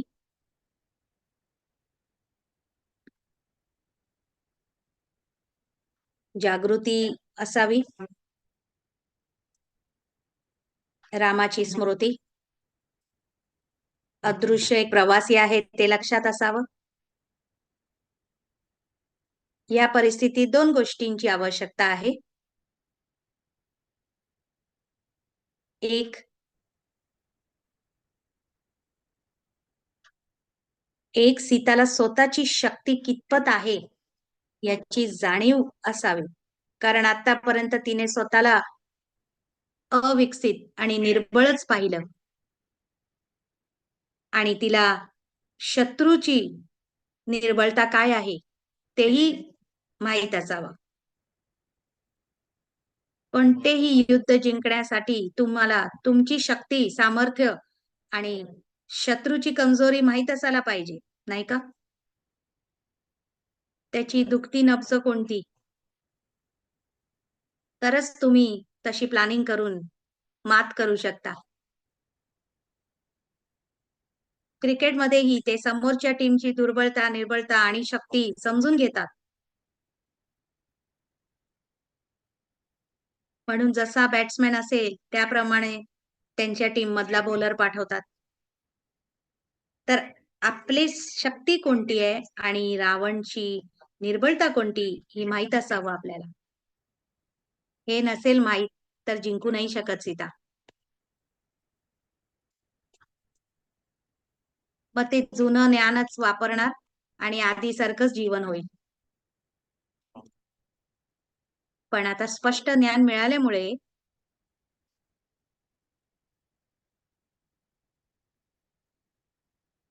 तिला कळून चुकले आहे की रावण अवलंबून आहे, आधारित आहे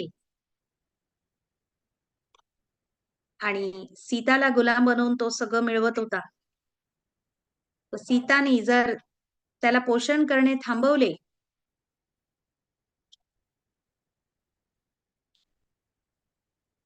समजा कोणाकडे एक विशेष विमान आहे आणि माझ्याकडे त्याला लागणारे इंधन आहे,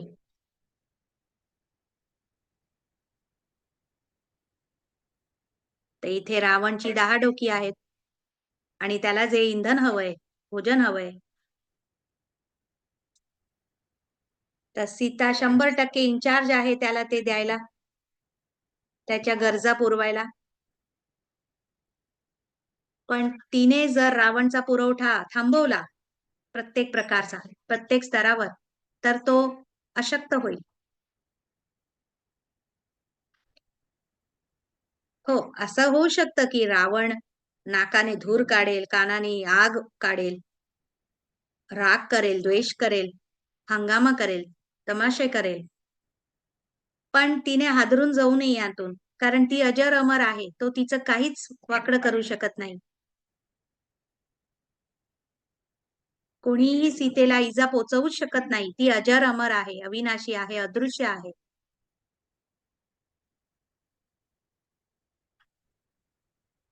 जे अमर असतात ते शक्तिशाली असतात. हे जर सीताला कळलं तर रावणचा पुरवठा ती थांबवेल आणि यामुळे खेळ बदलतो. आता ती खेळात नव्या जोशाने जाऊ शकते आणि जिंकूही शकते. ज्या क्षणी तुम्ही सप्लाय पुरवठा थांबवला,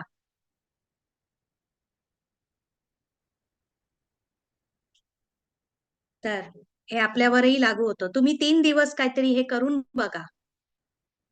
एखादी सवय जे तुम्हाला वाटतं की रावणच्या डोकींचं पोषण करत असेल, ती सवय 3 दिवस करू नका.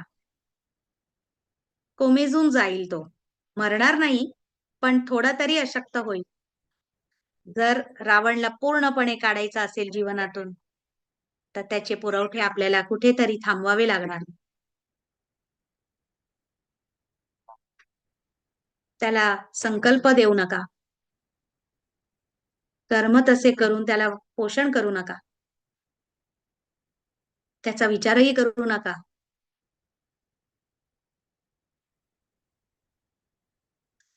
याला मनी बॅक गॅरंटी पॉलिसी म्हणता येईल. 3 दिवस करून पहावे हा प्रयोग. कोणत्याही डोक्याला रावणच्या ते देणं बंद करा. विचारही करू नका त्या दिशेने. मग रावण निश्चितपणे बेशुद्ध पडेल. हे गॅरंटी आहे.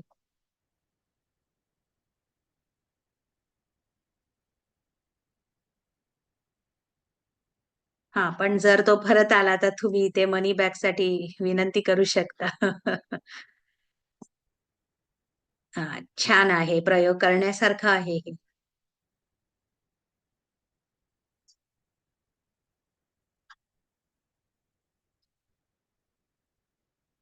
आता आपण ब्रेक घेऊया आणि मग पुन्हा चर्चा कंटिन्यू करूया. सर्वांना कल्पना आलीच असेल या विषयाची. हो, धन्यवाद.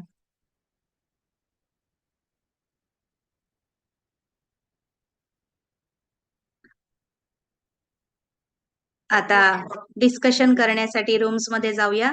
प्रश्न असेल की तुमच्या आत चालणारे कोणती खेळ आहेत जे तुम्ही आता ओळखू शकत असाल.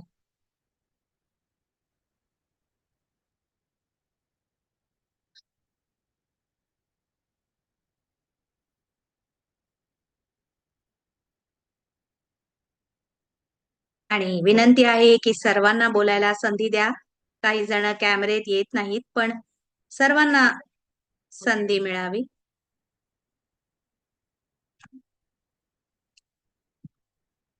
10 मिनिटांनी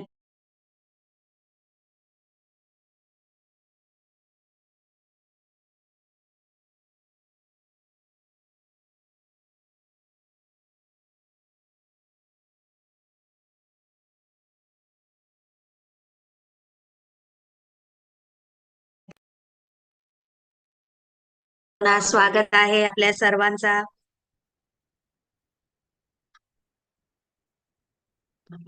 तर सर्वांना चर्चा करायला संधी मिळाली असेल आणि वेगवेगळ्या पैलूंना पाहण्याचेही. विश्रांती घेऊन मग आपण पुढे चालू ठेवूया.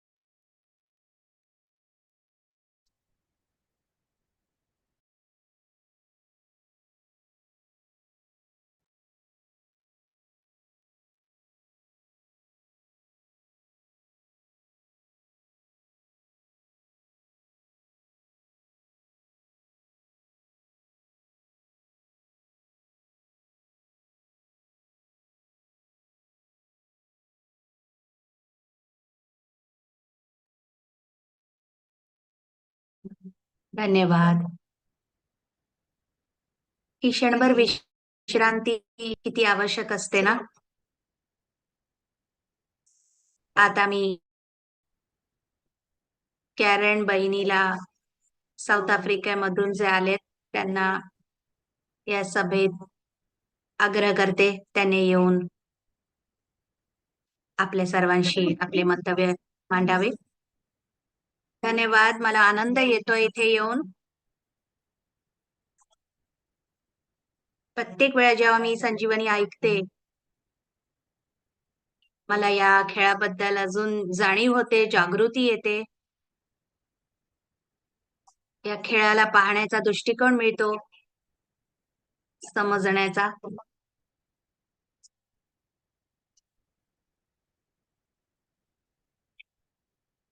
जेव्हा मी कोणाला शिकवत असते तेव्हा मला लक्षात येतं की मी काहीतरी देत आहे त्यांना.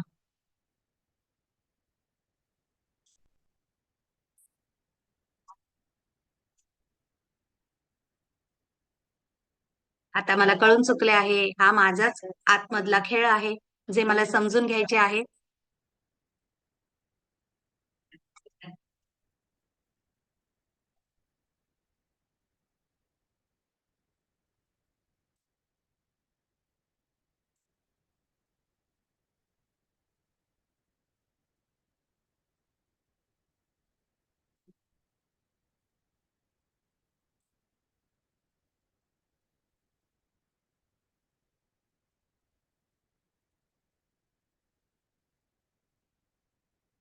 मी एका व्यक्तीला भेटले होते आणि त्यांना मी विचारलं, तिच्याकडे प्रत्येक गोष्टीचे उत्तर सहजपणे असायचे. पण जेव्हा मी तिला विचारलं तुमचं जीवनातलं लक्ष काय, आणि ती म्हणाली मला परमेश्वराच्या मार्गी चालायचं आहे. गॉड्स फुटस्टेप्स ते मला फॉलो करायचे. तर मग मी विचार करू लागले, परमात्मा बद्दल जागरूकता छान आहे ना, गॉड कॉन्शियसनेस. आणि तसाच निर्णय मीही घेतला आयुष्यात. मलाही परमात्माच्या मार्गीच लागायचं होतं. आणि हे जाणून किती बरं वाटलं, खुशी झाली की आपणही तेवढेच शक्तिशाली आहोत.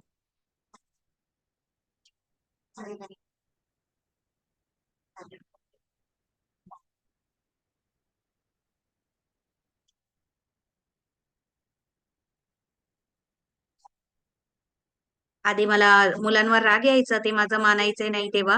पण आता माझ्याकडे पर्याय आहे. एका नव्या दृष्टिकोनाने पाहण्याचा आणि वेगळ्या रीतीने वागणूक करण्याचा. खरंच आपण वर्तन बदलू शकतो आणि गुलामापासून राणी, महाराणी बनू शकतो.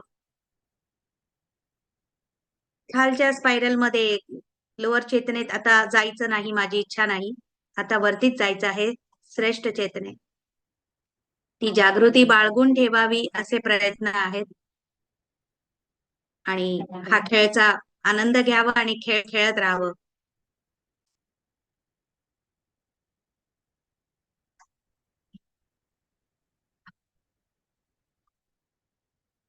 आता मी माझा दृष्टिकोन बदलून पाहते. माझीच नाही, सगळीच मुलं किती छान आहे आणि सगळेच जण किती छान आहेत. आपण हे जागृती पूर्ण जेव्हा करतो पूर्ण दिवसात,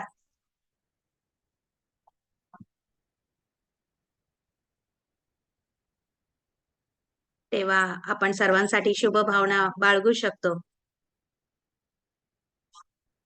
फारच मजा येते, छानच आहे. धन्यवाद. धन्यवाद. आनंद झाला आपला अनुभव ऐकून, की तुम्ही आतून काय रिअलाइज केलं. आणि खऱ्या राणीला स्वतःचा बचाव करण्याचीही आवश्यकता नाही, आहेच शक्तिशाली. त्यात कोणताही परिश्रम नाही, मिक्स फिलिंग्स नाहीत.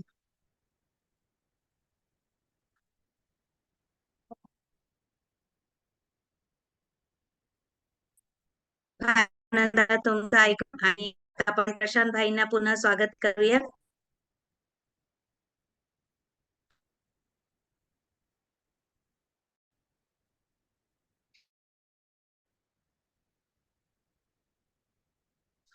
प्रशांत भाई येतात तोपर्यंत आपण चर्चा करूया.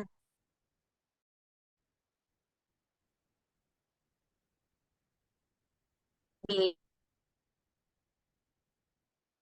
खरी गीता जी आहे ती गीता आहे. आतून जेव्हा परिष्ठ जागृत असतो, ते आपल्या मनात कोणतीही हिंसा नसते. आपण अहिंसक असतो आणि प्रयत्नांनाही यश येतं. प्रशांत भाई आले. नमस्कार, धन्यवाद. कॅरन बहिणीचाही मी आभार मानतो.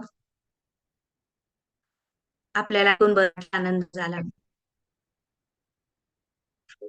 तर आतापर्यंत आपण जे काही पाहिलं आजच्या चर्चेत, एका सुंदर रीतीने आपण त्या सत्याला पाहिलं.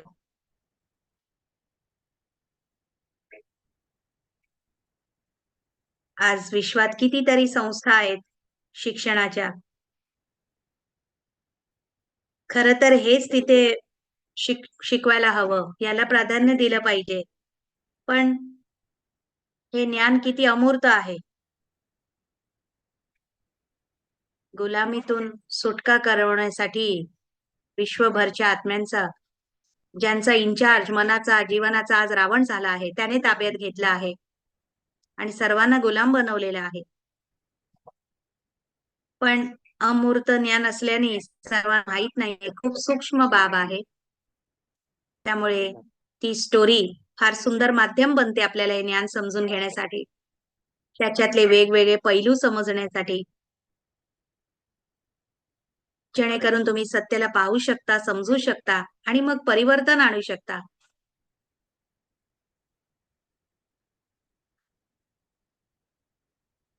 आपल्याकडे लिखितही आहे इंटरनेटवर आणि या रेकॉर्डिंग तुम्ही पुन्हा पुन्हा ऐकून ते रिवाइज करू शकता. जिथे वाटेल तिथे पॉज करून व्हिडिओला चिंतन करा, यावर मंथन करा आणि तुमच्याशी हे कसं जुडलेलं आहे त्याचं आकलन करा स्वतःच्या जीवनात बदल आणण्यासाठी. ह्याचा शेवटचा परिणाम असेल एकच, की सर्वांचा आपल्यांचा विजय होणार. आपण समर्थ बनू, आपल्या शत्रूला ओळखू आणि त्याच्यावर मात करू शकणार आपण. हे खूपच अद्भुत खेळ आहे आणि यात जिंकणं अतिशय मजेशीर आहे प्राप्तींसोबत. आध्यात्मिक लेखांमध्ये एक उदाहरण देतात. एक म्हण आहे, तुम्ही जर हा खेळ जिंकलात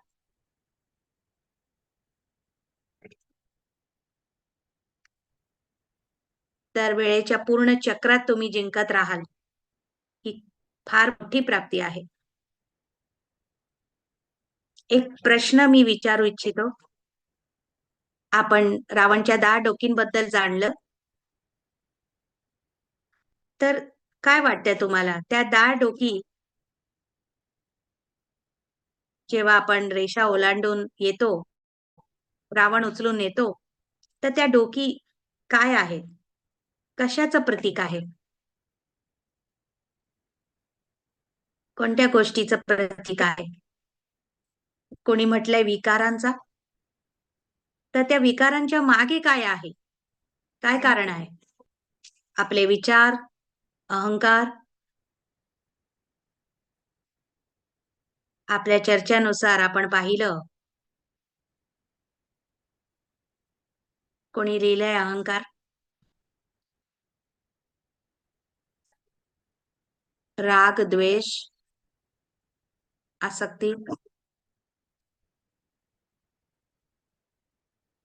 खरं तर या विकारांच्या मागे काय आहे? आपली दुःख. हो, बरोबर आहे. पण आपण एक शब्द वापरला ना, आयडेंटिटी, खोटी ओळख,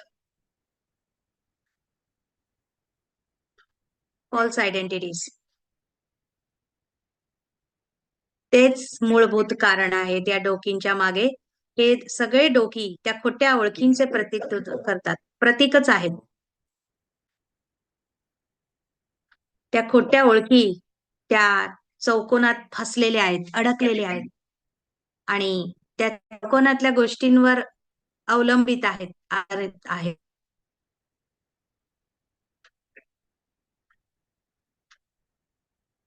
आपण आपल्या स्क्रीनवर परत येऊया एकदा.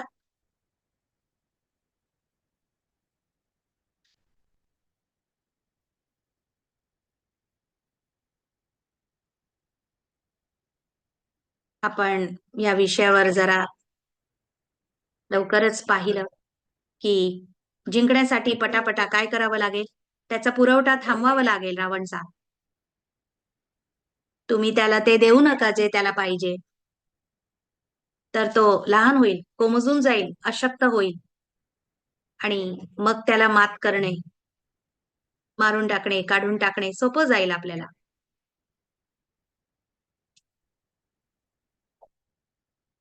आपल्याला व्यवहारात येईल, पण प्रत्येक वेळी जेव्हा तो लहान लहान होत जाईल, आपल्याला सोपं होत जाईल खेळ. आणि एक डोकंही जर त्याचा काढला गेला, कमी झाला, तर किती शांतता असेल तुमच्या जीवनात, किती संतोष असेल, सुख असेल,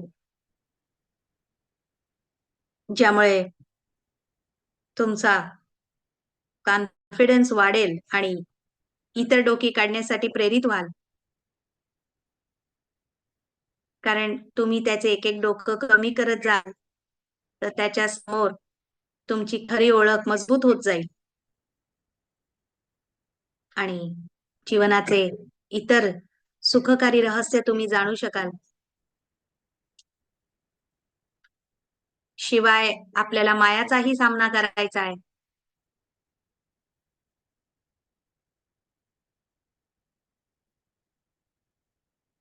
कारण आपण पाहिले मायाकडे काही ठरलेले कार्ड आहेत. तेच तेच खेळत असते. नंतर करा, आता नको, आज नको, उद्या करा. तर जे काही आपण चर्चा केली ते रिवाइज करतो. आज नको, आज व्यस्तता आहे. हीच हीच भाषा असते. नंतर बघू. जर माया म्हणते नंतर करूया, तर राम काय म्हणतील त्याच्याऐवजी? समजा तुम्हाला मेडिटेशन करावंसं वाटतंय सेंटरला जाऊन किंवा घरात, तर माया म्हणेल आता नको, वेळ कुठे आहे, व्यस्त आहेस, हे करायचं आहे, नंतर कर. तर आतून संकल्पांना चेक करा, राम काय म्हणतील. राम म्हणतात अभी नाही तो कभी नाही, अर्थात आता नाही तर कधीच नाही, नाव और नेवर. आणि माया म्हणेल नंतर. दुसरं कार्ड आहे, माया म्हणेल ओ फार कठीण आहे हे, अशक्य आहे, नाही जमणार. पण आपण मायाचं ऐकत नाही, तिला बायपास करतो आणि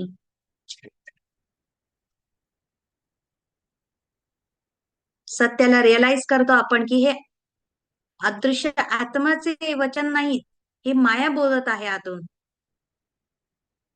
तर माया म्हणेल फार कठीण आहे.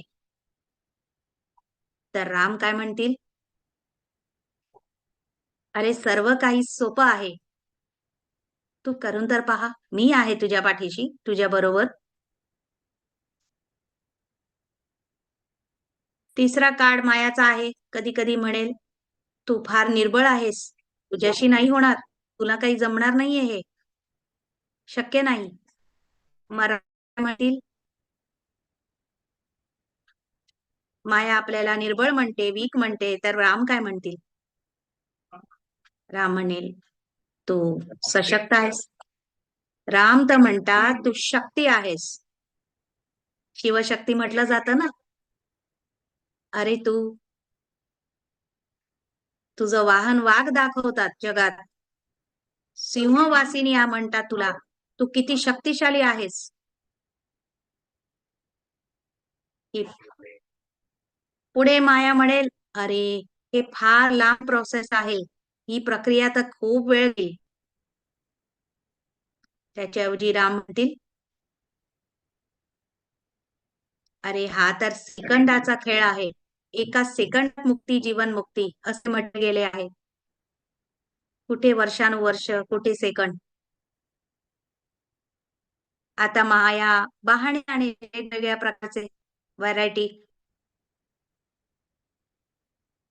तर त्याच्याऐवजी राम म्हणतील तुम्ही तुमच्या मेंदूचा वापर समाधान शोधण्यात करा, बहाण्यांवर लक्ष देऊ नका.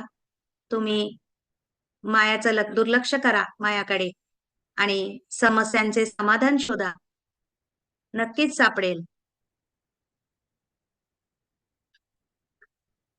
तर माया वेगवेगळ्या प्रकारे येईल, कदाचित नव्या रीतीनेही येईल.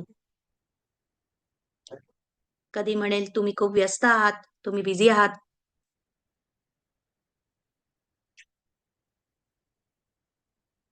पण मग तुम्ही तिला म्हणता हो मी व्यस्त आहे, मी बिझी आहे, पण मी रामासोबत बिझी आहे, मला रामासोबत व्यस्त राहायचंय. मग तुम्ही जिंकलात. विचारांना विचारांनीच मारलं. कारण माया तुम्हाला रावणसाठी व्यस्त करायला आलेली, पण तुम्ही रामासोबत बिझी आहात म्हणून ती मिस कॉल देऊ शकते.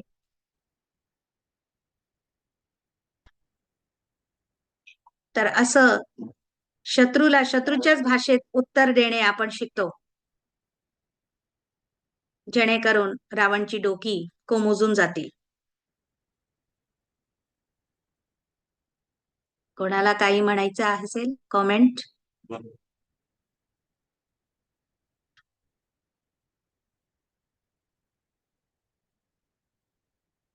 कोणी विचारलंय उदाहरण देऊ शकता का, कसे पुरवठा थांबवावे रावणचे. हो नक्की. इथे आपण एक्झाम्पल पाहिलं ना.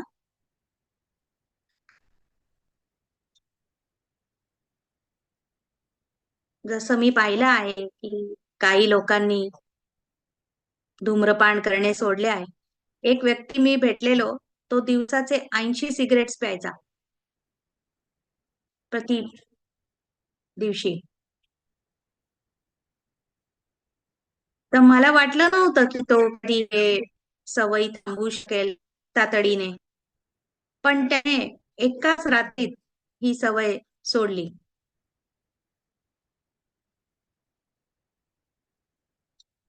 तर समजा तो आठवडाभर जर सिगरेट पित नसेल, तर रावणचं ते डोकं कोमेजून जाणार. आणि त्याला ते विचारही येणार नाही, कारण ते डोकं आता कमी होत जातंय, कोमेजून जातंय. त्यानंतर आठवड्यानंतर कदाचित ती व्यक्ती 3 महिन्यापर्यंत पण ही सवय ठेवू शकते बाळगून. त्यामुळे त्याच्या जीवनात फार परिवर्तन आले आणि कोणाच्याही जीवनात येऊ शकतो हा बदल. एक पाऊल फक्त आपल्याला बहादूर बनून घ्यावा लागतो. पण सिगारेट, बीडी हे सगळं मोठ्या डोकी नाहीयेत. अजूनही मोठे डोकी आहेत रावणचे आणि ते काढणे इतकं सरळ नाही, इतकं सोपं नाही. पण आपण त्याचा पुरवठा बंद करून नक्कीच काहीतरी सुरुवात करतोय. तर त्या विचारांना कसं थांबवावं? कारण विचारही त्याचं पोषण करतात. समजा तुम्ही त्याला सिगारेट नाही दिली, पण सिगारेटचे विचार सतत येत राहतील. त्याला डेबल माइंड म्हणतात. तर मनाने जितके तुम्ही रामासोबत राहाल, रामाच्या संगात राहाल, तितकं मन शुद्ध होत जाईल. याला आपण म्हणतो योगीचे विचार. तर तुम्ही ठरवा की पूर्ण दिवसभरासाठी तुमचे योगी सारखे विचार कोणते असतील, जेणेकरून आत्मिक जागृती वाढेल, सोल कॉन्शियसनेस. तुम्ही परमात्माच्या संगात राहून इतरांना श्रेष्ठ महान असे पाहता. जे काय असेल ते तुम्ही ठरवा. योगी सारखे विचार अर्थात जे तुम्हाला परमात्माच्या जवळ घेऊन जाते आणि तुमच्यातल्या फरिश्त्याला जागृत करते, जिवंत करते. दिवसभरात जेव्हाही वेळ मिळेल, क्षणभर तुम्ही या योगिक स्थितीत या मानसिकरीती. हा पर्याय आहे तुमच्याकडे. कदाचित काहीतरी महत्वाचं काही करावं लागत असेल, तर मन लावावं लागणार. पण त्याच्या आधी क्षणभर थांबून तुम्ही रामाच्या संगात या. मग त्या कार्यात जा.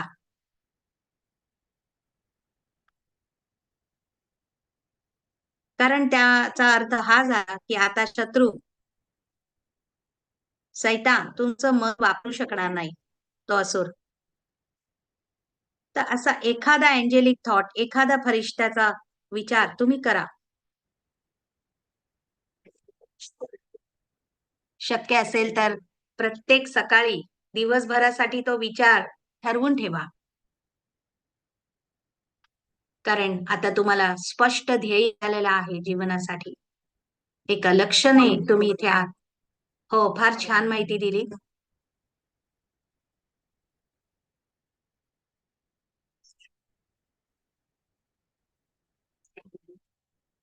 कोणीतरी विचारतंय योगा आणि मेडिटेशन तेच आहे का? ज्यात अतिंद्रिय सुखाची अनुभूती होते. तुम्ही कदाचित याचं उत्तर दिलं पण आहे. ते सूक्ष्म बाब असते. पण आपल्याला आपल्या विचारांवर लक्ष द्यायला हवे.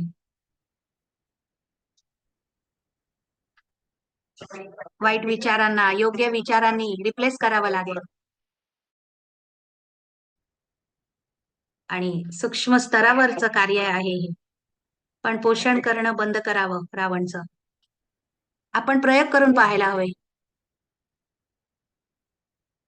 आपण जगातच राहतो, वावरतो, पण रावण मुक्त राहून. कारण आपल्याला सर्वांना मदत करायची आहे ना. आणि आपल्याला आपल्या किंवा इतरांच्या जीवनात रावण नकोय, त्या तो सामील नसावा.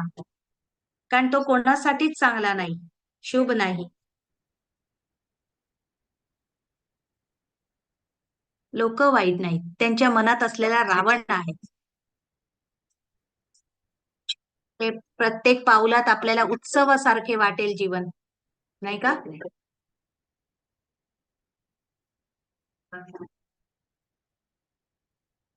कोणीतरी विचारतंय, सीता आणि राम एकमेकांना प्रेम करतात, मग ती सुटका करण्यासाठी निर्णय का नाही घेत?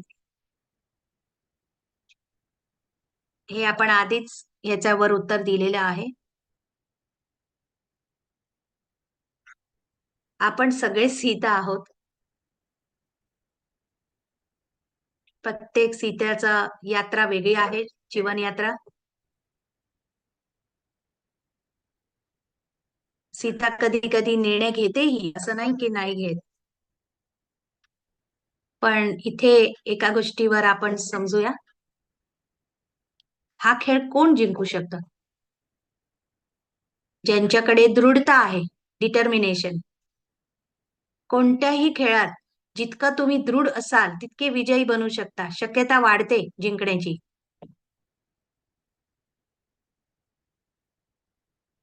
कधी कधी तुमची दृढता इतकी स्ट्रॉंग असते की इतर लोकही गिव्ह अप करतात तुमच्या समोर. तर जो कोणी निर्णय घेतो तोही जिंकतो. कारण निर्णयच केला नसेल जिंकण्याचा तर कसे जिंकाल तुम्ही? आणि तिसरा गुण आहे डिस्क्रिमिनेशन. चेक करावं आतून, आकलन करावं, हा माझा विचार रावणच्या दिशेने जातोय, त्याला पोषण करतोय मायाच्या दिशेने, की मग हा रामाचा विचार आहे जो फरिश्त्याला मदत करतो.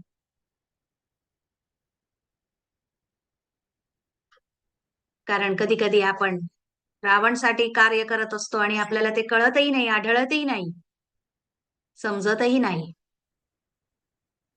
दुसरं काय असू शकतं, काय वाटतं? अजून काय हवं आपल्याला खेळ जिंकण्यासाठी?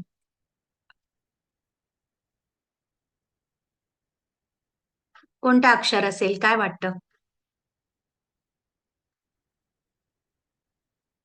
तर एक आहे डिसिप्लिन. काहीतरी आपल्या जीवनात नियम मर्यादा काहीतरी असावे, ज्याचे आपण पालन करावे नियमितपणे.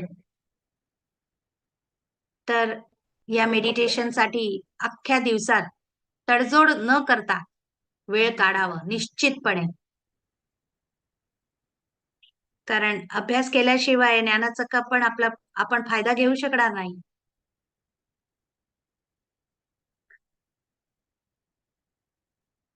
एक व्यक्ती होता, या जन्मी तो विद्यार्थी होता, पण गेल्या जन्मी तो मिलिटरी मधला मेजर होता.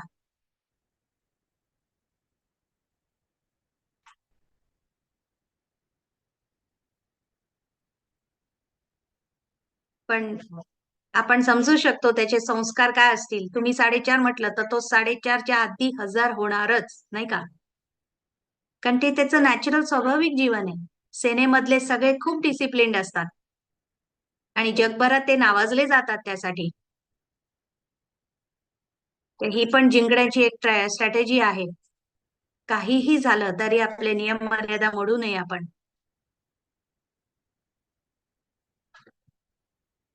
तर याला आपण योगिक सवय, योगिक डिसिप्लिन म्हणू शकतो.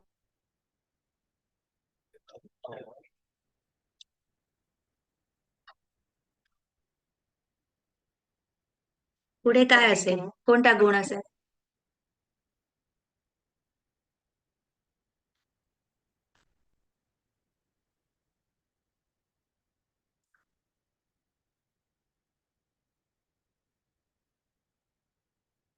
जो त्याचा गंतव्य, डेस्टिनेशन, गोल्स पाहू शकतो, तोच जिंकू शकतो.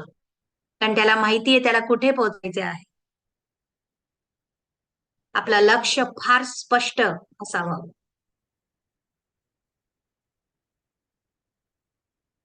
जसा अर्जुनाचा लक्ष माशाच्या डोळ्यावर होता, आपल्याला डेस्टिनेशन एकदम क्लिअर असावं. अगदी ध्येयच स्पष्ट नसेल, गंतव्य नसेल तर पोचता येणार नाही.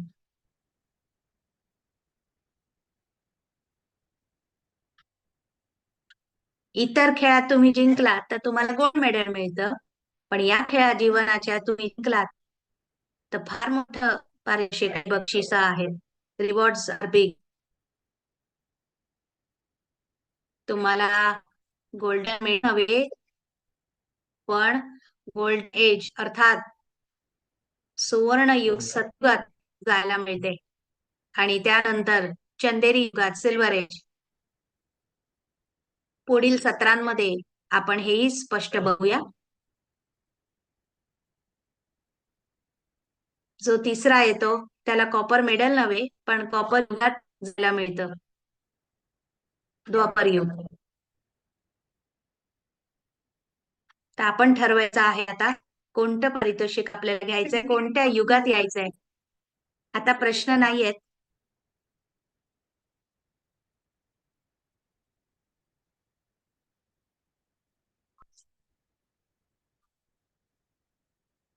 समजा मी सगळे नियम पालन केले, पण काही दिवसांनी जर हताश आली आणि मी जुन्या मार्गी परत गेलो, तर मग काय करावं? जर तुम्ही योग्य रीतीने हे पालन केलं, तर असं नाही होणार. आपण काहीतरी नवीन स्ट्रॅटेजी अप्लाय करतोय, पण तुम्ही पहिल्या दिवसापासून जिंकताय हे पाहू शकाल, अनुभव करू शकाल. म्हणून आपण एवढ्या सत्रांमध्ये पाहिलं की क्वालिटीवर लक्ष द्या, दर्जेदार जीवन बनवत आहोत आपण. त्यामुळे 2 मिनिटं का होईना, पण ते 2 मिनिटं दर्जेचे असावे, पॉवरफुल असावे, शुभ. तिथून सुख, शांती, खुशी अनुभव यावी, 2 मिनिटं का होईना.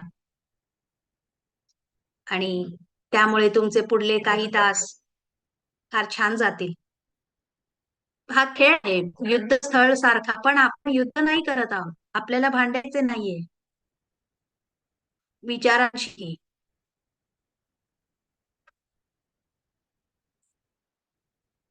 हो, हे खेळ आहे, युद्ध नाही.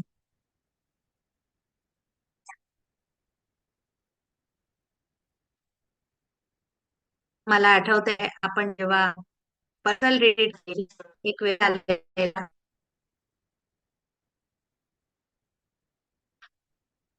ती व्यक्ती म्हणाली, रावण कमी होत जातो हे त्याने अनुभव केले होते आणि त्याला खरंच साजरा करावंसं वाटत होतं.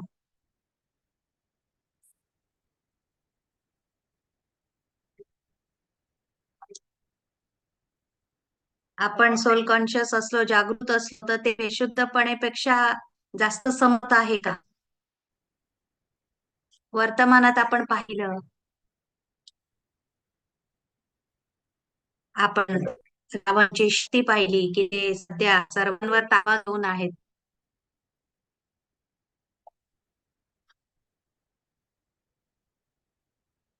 पण आपण अंधारात प्रकाश आणतोय, म्हणून प्रकाश जिंकतो. नाहीतर अंधारात तर रावणच जिंकणार. आपल्याकडे पर्याय आहे ना प्रकाश आणण्याचा. त्यामुळे रावण कोमजून जातो. एक छोटासा दिवाही थोडीफार प्रकाश तर देतोच ना अंधारात. पण आपण तर कितपत प्रकाश आणतोय, प्रकाशाचं जगच जणू आणतोय. धन्यवाद. उत्तर ऐकून बरं वाटलं. प्रकाश अर्थात स्पष्टता, समज आणि पारस, की आपण पाहुणे आहोत ह्या चौकोनात.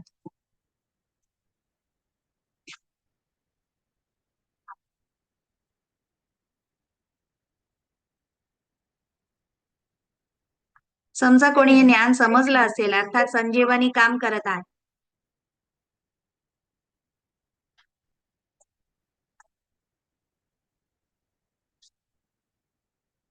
पण कोणाला जर लाज वाटत असेल की अजूनही मी माया रावणचा गुलाम आहे, तर काही असो, कदाचित हे ऐकण्याच्या 1 मिनिटापूर्वीही तुम्ही काहीतरी दुर्व्यवहार केला असेल, कर्म चांगले नव्हते, तरीही पुढच्या क्षणी त्या सर्वश्रेष्ठ उच्च चेतनेत जा आणि खेळ पुन्हा सुरू करा.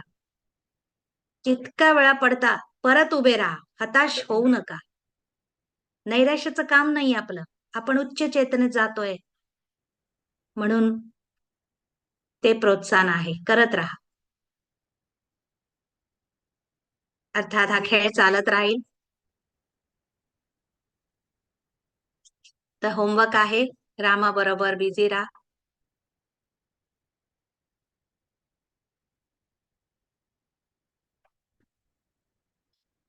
मी तर सल्ला देईन की रिव्हिजन करा आणि हे 5 गुण नक्कीच तुमच्या जीवनात आणा. जिंकायचे असेल तर.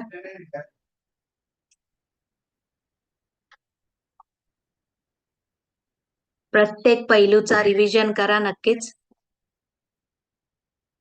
आणि जीवनात त्याला अप्लाय करून पहा.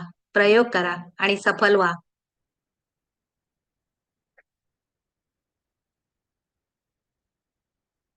आत्ता या क्षणी आपण बोलत आहोत, ऐकत आहोत, तरी रिव्हिजन करायला ही संधी फार चांगली आहे.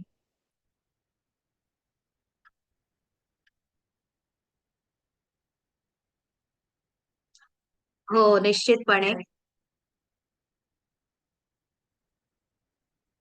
तर आजपासून योगिक विचार करावे आणि